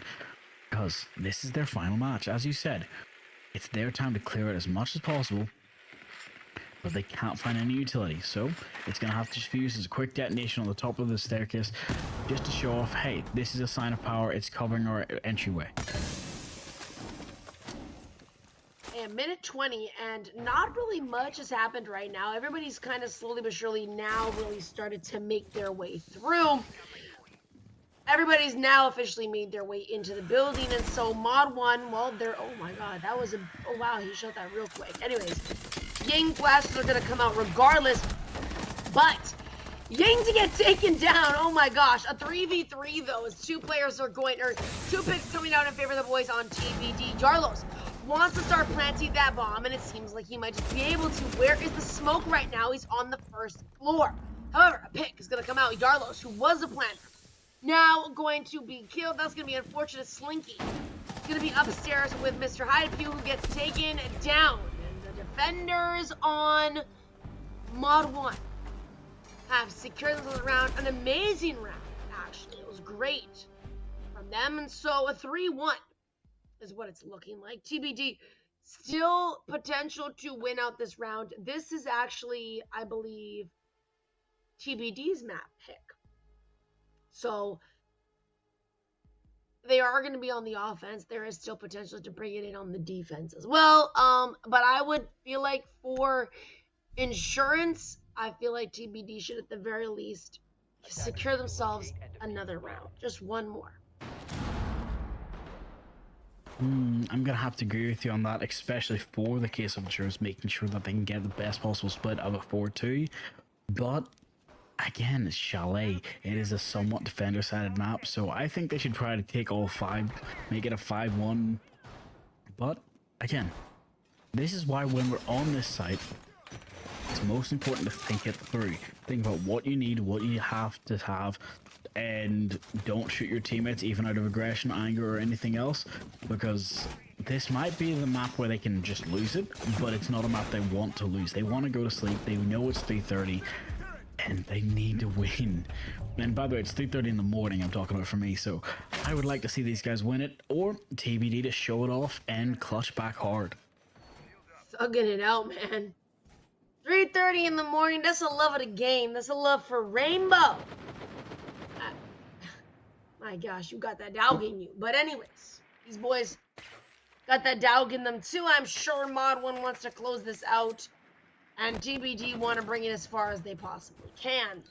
We'll see how this round pans out for them, as the Mira isn't going to be touched at all. No Banshee is going to be utilized, and I love to see it. that bar and gaming, bring in that Mira. I'm surprised. I believe the Miras are set up still in bar and game themselves. I'm surprised that they're not set up up on the top floor in library, because I feel like it's very typical to do that top down, especially when you're attacking barn games. But it doesn't need to be the case. There are going to be people up on that top floor. It's just going to be, however, Mr. Wamai and Ward and the two W's. Everybody else is going to be on that main floor and just kind of doing what, what they got to do. Well, you're definitely right about that. Looks like they're trying to set up some sort of utility, but they gotta remember, you actually can destroy that gadget. It just requires either destroying the initial connector or before it gets the full rollout, or C4 impacts or anything else. But as you can see, there's enough Yinkandella's glasses, sense gadgets to make a little bit of trouble. Trying to force whatever to happen can happen. Reckless gets one, Resolve gets the other. That upstairs flash just going to work out against them, not actually in their favor, because Warden can see through those smokes, but so can Unstoppable, just peeking barely over the top of getting a kill. Nightmare is already in the fireplace, but he has his scalp fuse. He goes for the first kick, gets Chase. That's Chase off the board. Now it's up to Unstoppable upstairs, trying to get his own, take out Skoda. It's not a gunfight you want to do unless you're in close range, especially with that shotgun. He has the fire rate, you know he can win it, but if no call out is given, that is where you're in danger. The C4 comes out, detonates the fire extinguisher, but actually works better as cover. But now they don't have a lot of options left to give. It's a 2v3. They've got 30 seconds left. They got to push it. We'll see now these final 30 seconds. They do have the bomb in hand. We'll see if they're going to be able to potentially get that bomb planted, but there is still going to be somebody upstairs. It's going to be Scooter up on that top floor, and unfortunately, Newt is going to be able to... Newt is going to be able to take down both players on TBD, the amazing D of Mod 1. Doing great, but... 4-1, it's not good for TBD. They absolutely need this round, and they need it badly. You don't want to leave split at another 5-1. Because last time they left it at 5-1, they almost completely lost. They just narrowly passed through. So, we'll see how that goes, as this is going to be the final offensive round for them in regulation, as well as it will be the final defensive round for Mod 1 in regulation. Well, you called it. It's gonna have to come down to whether or not they want to win this. Are they hungry enough to fight it out and push it through? I'm pretty sure I am, but I'm also understanding that not everyone has the ability to empty their tank this quickly, this fast, because right now they've got to push through. They know how it looks, they know how it feels, and it's just how it's gonna have to be done. You see them fighting through it. I'm gonna ask you a very simple question. Is there any operator on this defensive lineup you could change to improve it? Or do you think this is perfect? Defense-wise? Yeah. You know what? I think we should have... I feel like I would get rid of the bandit. Honestly, I feel like trying to deny the wall isn't gonna do too much. I mean, look at the operators that they brought. Obviously, this is hindsight, but even then, I wasn't really paying too closely attention to the operators on offense. I feel like I would get rid of the bandit, put something like a Fenrir. I love the Malusi pick, but I would put something like a Fenrir. Honestly, it seems like Mod 1 doesn't really like the Mira, so I'm not going to say Mira. I think Fenrir, but 100% bandit. Just get him out. Get him out. Honestly, the top floor hold, I think, is the way to go. And honestly, having that main wall for the fireplace open, obviously it's typical. But I feel like it's not nearly as devastating if you're able to maintain that top control. And I don't think that people are really able to open up that wall unless they have that top control. So Bandit, I feel like, is not necessarily needed. And it seems like neither is Frost, Malusi, or Smoke, because they've all gone down. Well, that's one way of answering. I was going to say maybe a Tuberel could help slow down this attacker push, just taking that top control, but now it looks like the defenders are having to fight for their life, not actually inside. The attackers don't know that, so the phantom pressure is still there, They know that there's players above, but they don't know exactly where. They try to use the line scan to try and push anyone that they can, giving away the gadget. Resolve gets the C4 onto another player, taking out the Kali, but Unstoppable is there to get Newt and refrag it. It's all down to this bandit that you didn't want to see, and Silky's there to shut him down early on the cross. Now, that is a kitchen defense that has been lost. A 4-2 split is what we're looking at, and now we go to the ban phase.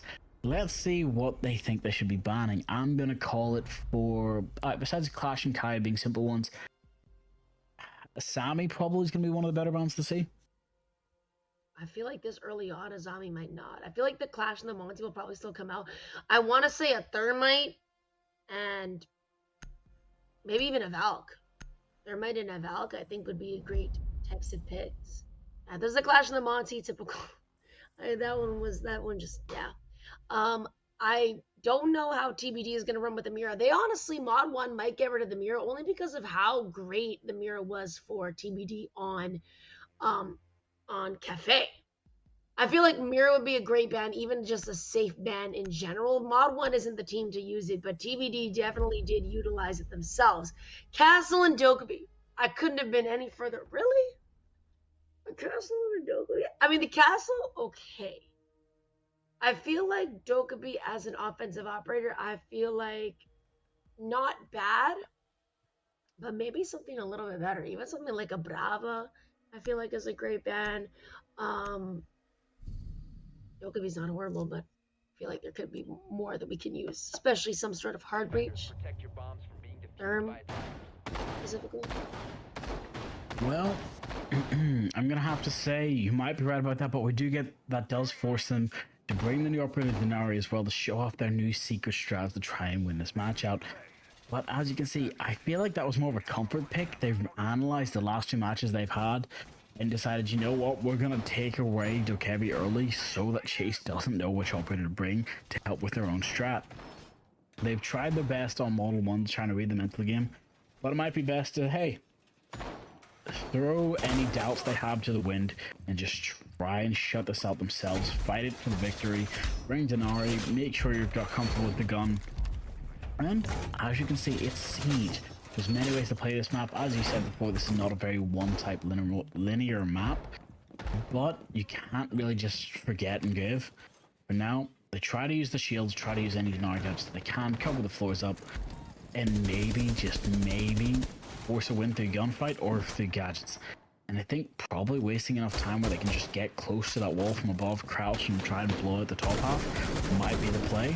But again, Bandit's still alive in second floor office. If he's sitting tricking that wall, it can go quite hard, especially if Twitch is the only thing that stops the attackers from able to get through. But it's all because Grim doesn't actually have any gadgets safe. We'll see Chase take a little bit of damage from where we don't know. We might end up getting, you know, the short end of the stick and end up falling flat a little bit early on. Actually, Nightmare will be the one to, oh my goodness gracious, Scuda. God, who's meowing in this guy's ear? Jesus, this guy just decimated the top floor. There's only one other person alive. It's Hideapoo. Damn, Hideapoo. And oh my God, can you believe that? Yarlos will take that resolve. That's a 4-piece Scuda. Is looking for the ace. Yarlos is the only one alive, and he knows exactly where he is because Yarlos has gotten a pick on his teammate. The man's looking for it. The ace, my God. Give him a round of applause. And that kind of flake too. Just barely hurt him. A little bit of a turnaround. My God. Holy.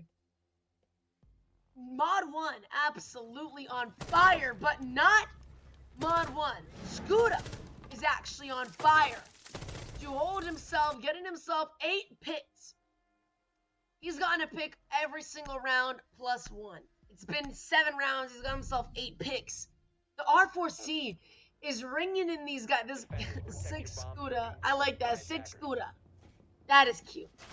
But oh my God, the R4C is not a gun to be used lightly. Scuda shows us how to use it and how to use it well. He's been on a reign of tyranny, man. Jesus. Let it be known. Model 1, they're done for tonight. They want to close this out as fast as possible. That round was sheer proof of it. And if nobody else on Mod 1 wants to, Scuda does, for sure. Well, you're definitely right about that. You have to be prepared for every little gunfight you take. It's swinger v swung, still in siege. You get that peeker's advantage that can be working out in your favor.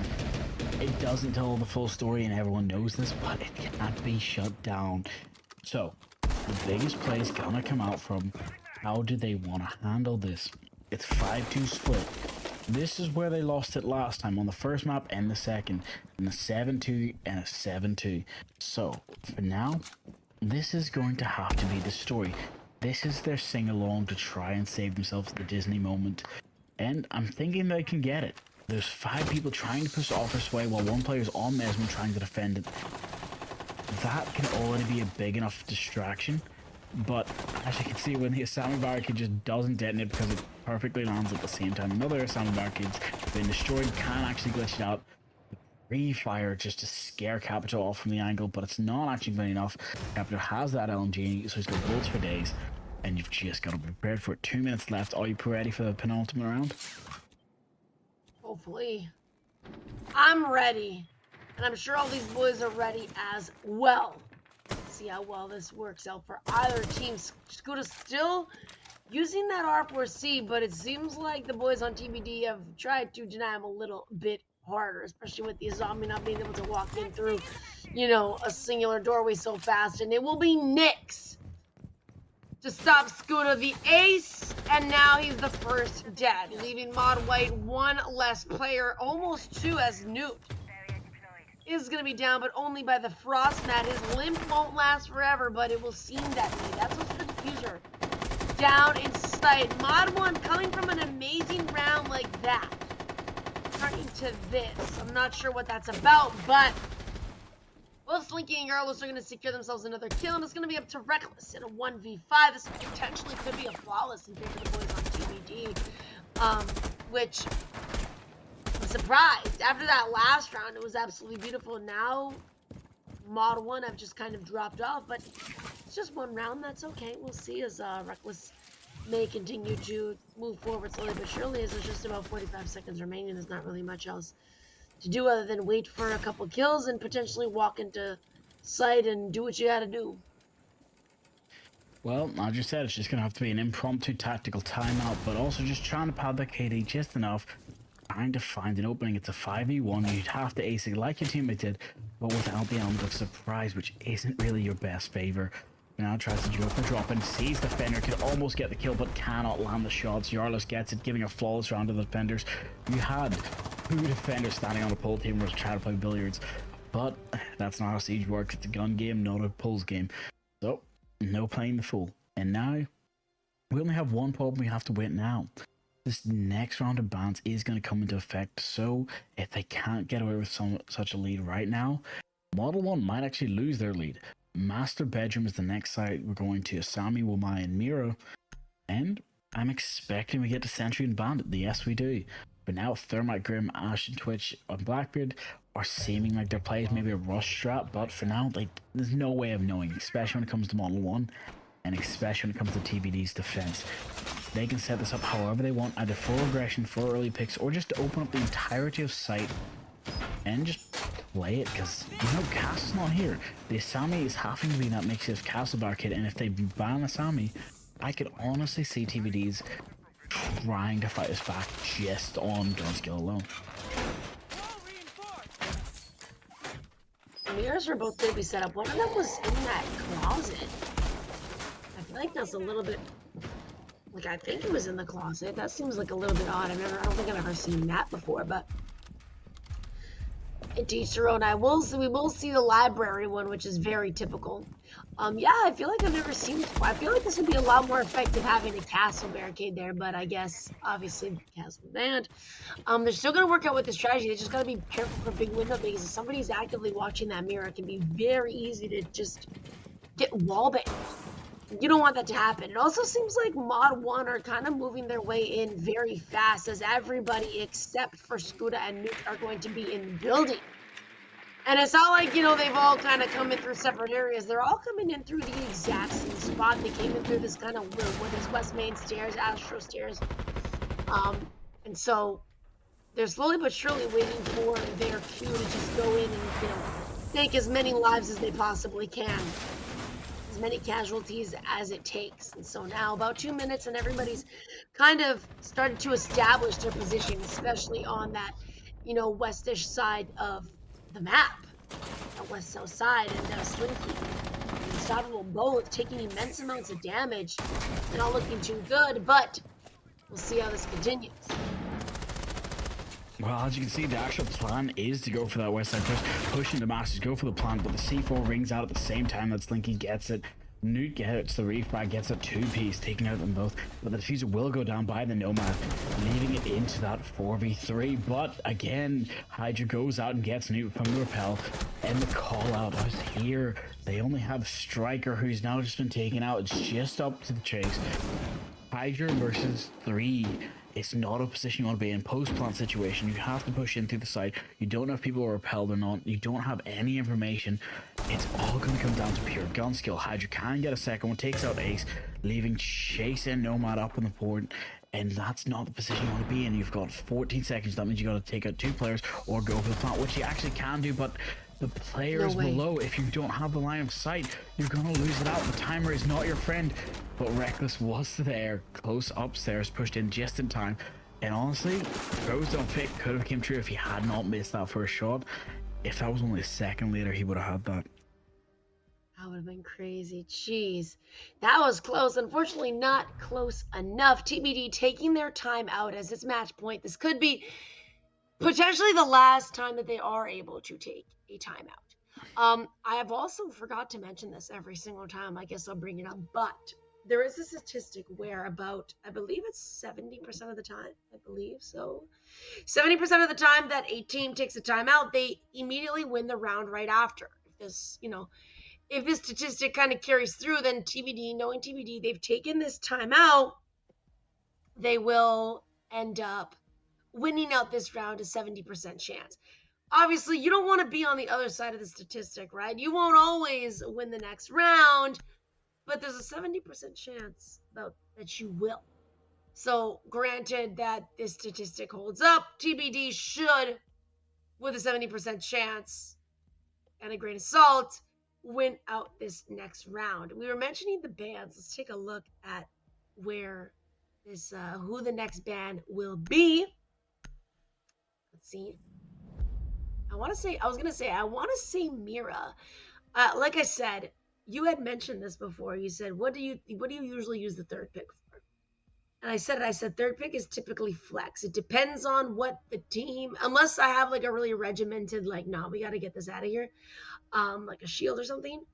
I feel like third ban is always flex, depending on what the team really crutches on. I think will really determine what that third flex-ish operator will be. And I was going to say, I feel like Mira, especially because TBD has used her almost every single round, I feel like she will probably end up getting banned. It's just one less thing that TBD can use to kind of help them out as Mod 1 want to close this out fast. I can understand that, especially with how this time is working out for them.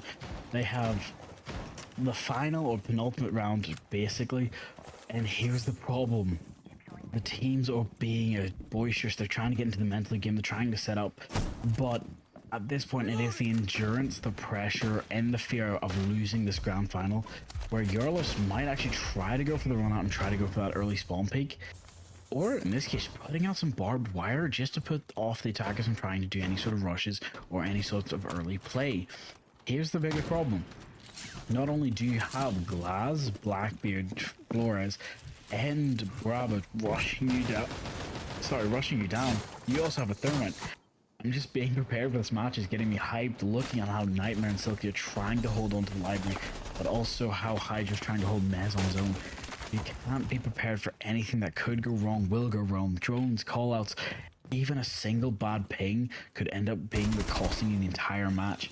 Everyone is trying to rotate back to site, but those Bravo, those Clogger drones are going to be doing in work for any utility gadgets, such as their Renegates, such as their Omai gadgets. And that's the biggest threat you have. Bulletproof cameras as well. Getting rid of those bandit charges so people can get the walls is still a job Bravik can do. But it doesn't matter when Blackwood gets taken out. That Scooter off the board. Silky doing work with that DMR, trying to pre-fire everything. The twitchy trigger finger is working out in his favor for now, but you gotta be prepared not to shoot your own team, but to also not give away your position. There's a right time and place, and this bandit should actually get the wall, and it does. It's a huge bandit trick working out in their favor. That's both thermites gone now, and now they can't waste any more time. It's 3v5. And there's still players downstairs. Mod could try to go for the smoke plant, but they don't have the safety or the timing to do it. A Rooney could actually get spotted, and that's not the case. Bandit gets his head taken off close, but there's the Rooney is also gone, evening out the round as 3v3. Mod have never been one to take it lying down, and Chase is still fighting on the bathroom window, hoping to try and get an early pick onto some of the other crossing from Astro or otherwise. And there's the flank from Newton Chase getting their own picks, leaving just Hydra as the last man standing again. Not a place you want to be in, especially post-plant. Well, Glass tries to go for the cross, and he catches him. Glass saves out the round, GG, and that's how it ends. I can't believe that, especially considering that TBD had a 2-man advantage that was looking extremely in their favor. I didn't want to, say too much or anything. I was just going to let it play out, but I mean, that was a 2-man advantage. We saw the library get, they ended up giving up library. They were like, all right, let's just leave this be. They got 2 picks in their favor, and that Glass came in like a dark horse out of nowhere. I mean, is nobody he was over there at that canine door, but really nobody heard that? Does he I feel like Glass would make some sort of noise. That Glass seemed like the most random pick, but it was genuinely the best thing that actually brought Mod 1 their win. I just realized too, that was grand finals. That was the final game of AEL and that grand final. Oh my god. And not to mention, TBD was on the wrong side of that statistic. They were in the 30 percentile that didn't end up winning after their little timeout. Well, that's why stats don't always tell the full story. If you look at this match, you look at any of the matches today, they wouldn't tell you how hard they fought and how close they came to every round, winning or losing. But that's just how AEL is. It shows it. It is honestly one of the best places for Rainbow Six Siege. Thank you to everyone watching. Thank you, Bianca, for being here. Thank you for every caster that's been here over the season. This is the end of Season 3, Retribution. And we still have Season 4 to come. Again, everyone be prepared. Keep focusing on looking at Twitter, Instagram, TikToks, anything like that. You will see the information for Season 4 to come to us, and everyone will be excited. Be prepared, get practicing, get ready. New operators will come. And that also means new playstyles, new metas, new strats. You've seen how Denari can work wonders, but you've also seen how Glaz, an operator nobody expected, could take us through a ride like that and win us the game. So, thank you. Congratulations to Model 1. And Bianca, is there anything you want to say before we close out? No, man, you said it all. Thank you guys so much for being here for this entire season. If you watched this entire grand final, thank you. Oh, hold on. I've just been told by the production. Be a little bit of an interview. We've got an interview. That's going to be great. I'm looking forward to it. Right before we go. So, we're going to have to see how long it takes Model 1 to get in here. But really, be prepared. We're going to take a quick second break to set up the interview. Don't go anywhere. Get some water or something like that. But be here for it. We'll catch you in a second. No? I think it's There we go. No. Usually they'll kind of just toss them in. Yep. I want to know which player we're going to end up. It looks like they're setting it up now, so they're just giving it 2 quick seconds. We're going to play just... I'm going to try and get it. Who's going to be? Determined have said they will not want to do it this time. That's sad. But Model 1 is going to give us a player, so that means we're just going to let them get ready, hop in, and then we can have a quick chat with them. Which player do you hope it is? Either Newt, was it? That was the name, Newt, right? I feel like Newt. Yep. I feel like Newt to me gives the most leader, not necessarily leader, but the most I feel like he does most of the coordinating. At least that was the impression that he was giving me. So I would want probably somebody who's kind of the leader of the team to bring it. Plus, Newt did had I think he did amazing, like basically every single game that we watched him. So yeah, correct me if I'm wrong, but I'm pretty sure like Newt was he was playing his part and doing great every single map. As for everybody on mod one, but I think Newt kind of stood out to me as the more leader type player. Well, I would definitely give you his record of consistency. So it does look like we're gonna have to go for that quick break in a moment. They're just setting up. So give us 2 minutes while they try and pull somebody in. And it looks like they've got something ready. Yes? No? No, no, no. They've decided that they're gonna leave us hanging and make us wait. So quick points as yes, Newt and Skoda were probably MVPs for that match. Skoda for kills, I would say, just from how I've got my statistics notes. Oh yes, Skoda did But great as well. Newt, I was thinking about him. exactly. It's more about the ace. The ace was probably what sent them over the edge. So it does look like they're all ready now. So we're gonna go to that break. We're gonna hit the other player in here, and we'll catch you in a second. Oh, he's here. He's coming in now. So never mind. No need for that break. He's coming right away. Yes, I think Let's Scoot see who it dropped is. like 17 kills on Cafe. He was doing great, Scooter. There we go. What's going on? Reckless. Oh, Hey, it's Reckless. how you holding What's up? going Are you on? feeling What's good? going on? I'm feeling great. I'm feeling great. My team did good. We did good. We took out the dub. Only lost one map. Gotta say that was impressive. I'm gonna ask you two quick questions from my side, and Bianca will ask you two. So, when it came to that first map, were you prepared to just be steamrolling like that, or was that like not on the plan? You just felt good. We were all feeling good. I mean, whenever we go into a game, we're never like we're gonna lose this or these guys are gonna be a hard team. We're like we're better than these guys. We're gonna steamroll this game, and that's what we did. I respect it. I respect it. And just a second question: what was going in your minds just when your own teammate aced? Were you like, how did he get away with this? Or were you like giving him calls and information? I mean, it's all a team effort, but I feel like these individual plays, like everyone on my team has their own individual like thing that they do for our squad, and I think they're all good players. I think we're all great players. I think You're the that's best the one, right? reason Though, why we just won agree this with me. league. You're the best one. You're the best, right? Come on. I'd love to Look at say the cheeky that, smile.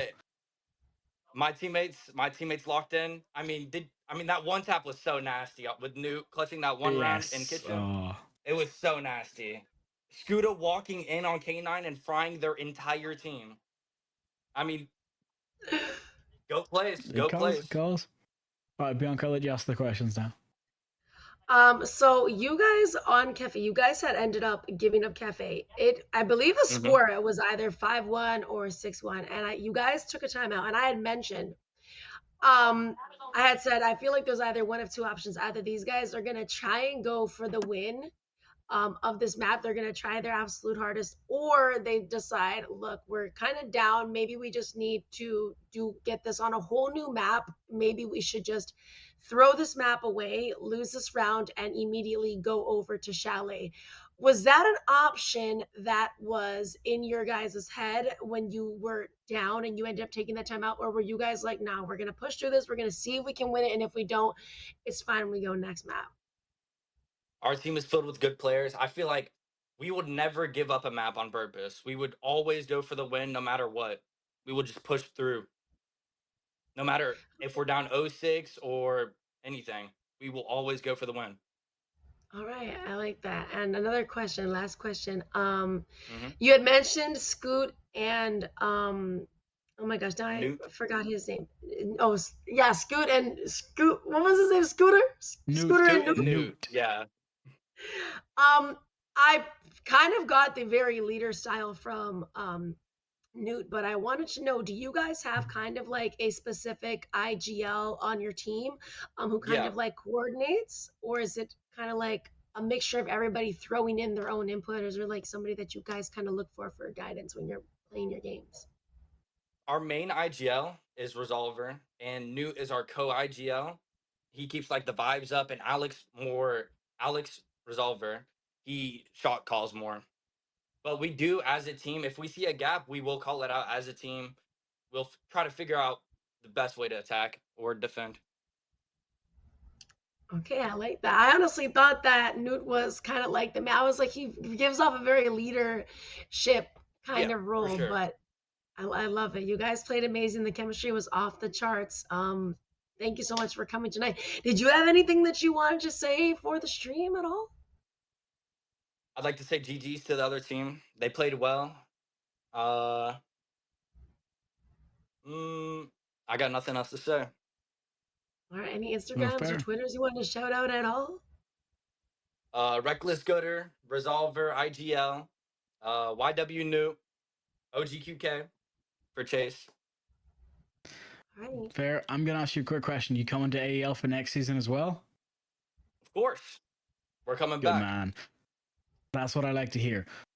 So, we'll catch you later. We'll see you all next time. Thank you very much. Anything you want to say, do it now because you're all gonna head out. Nope, I'm all good. All right, we'll see you later. Thank you Thank for you, having me. We'll do your Reckless. final closing. See you later, man. Oh, what a sweet And boy. he's So so nice, nice. so gentle. He was very polite as well. But that kind of goes to show that Model 1, even when they were memeing or trying to get the BM and trying to get that get the mental game going, they're still respectful at the end of the day. That's how it should be done. That's how the game should be played. Congratulations to them. And I've just got to say thank you to Kylo, the producer, and for leading us through 3 great series of AEL. And we're going to keep going with more to come. So, anything you want to say before we close out? No, thank you guys so much for watching this grand final with us. Even if you were just here for one round, it was a pleasure to be able to cast for you guys and to be able to not just cast for tonight, but the previous games, not just playoffs, but regular season as well of AEL. Hopefully, we'll see you guys for the 4th season on behalf of all the production, all the casters, on behalf of me and Star Drago. Thank you so much for joining us on this Sunday night. If you guys have work tomorrow, have a great day. If you're going to school, enjoy your school day. If you're off, enjoy the day off, guys. Have a great night, and thank you so much for joining us. More information about season 4 for AEL will be out as we learn about it. So have a great night, guys, and enjoy.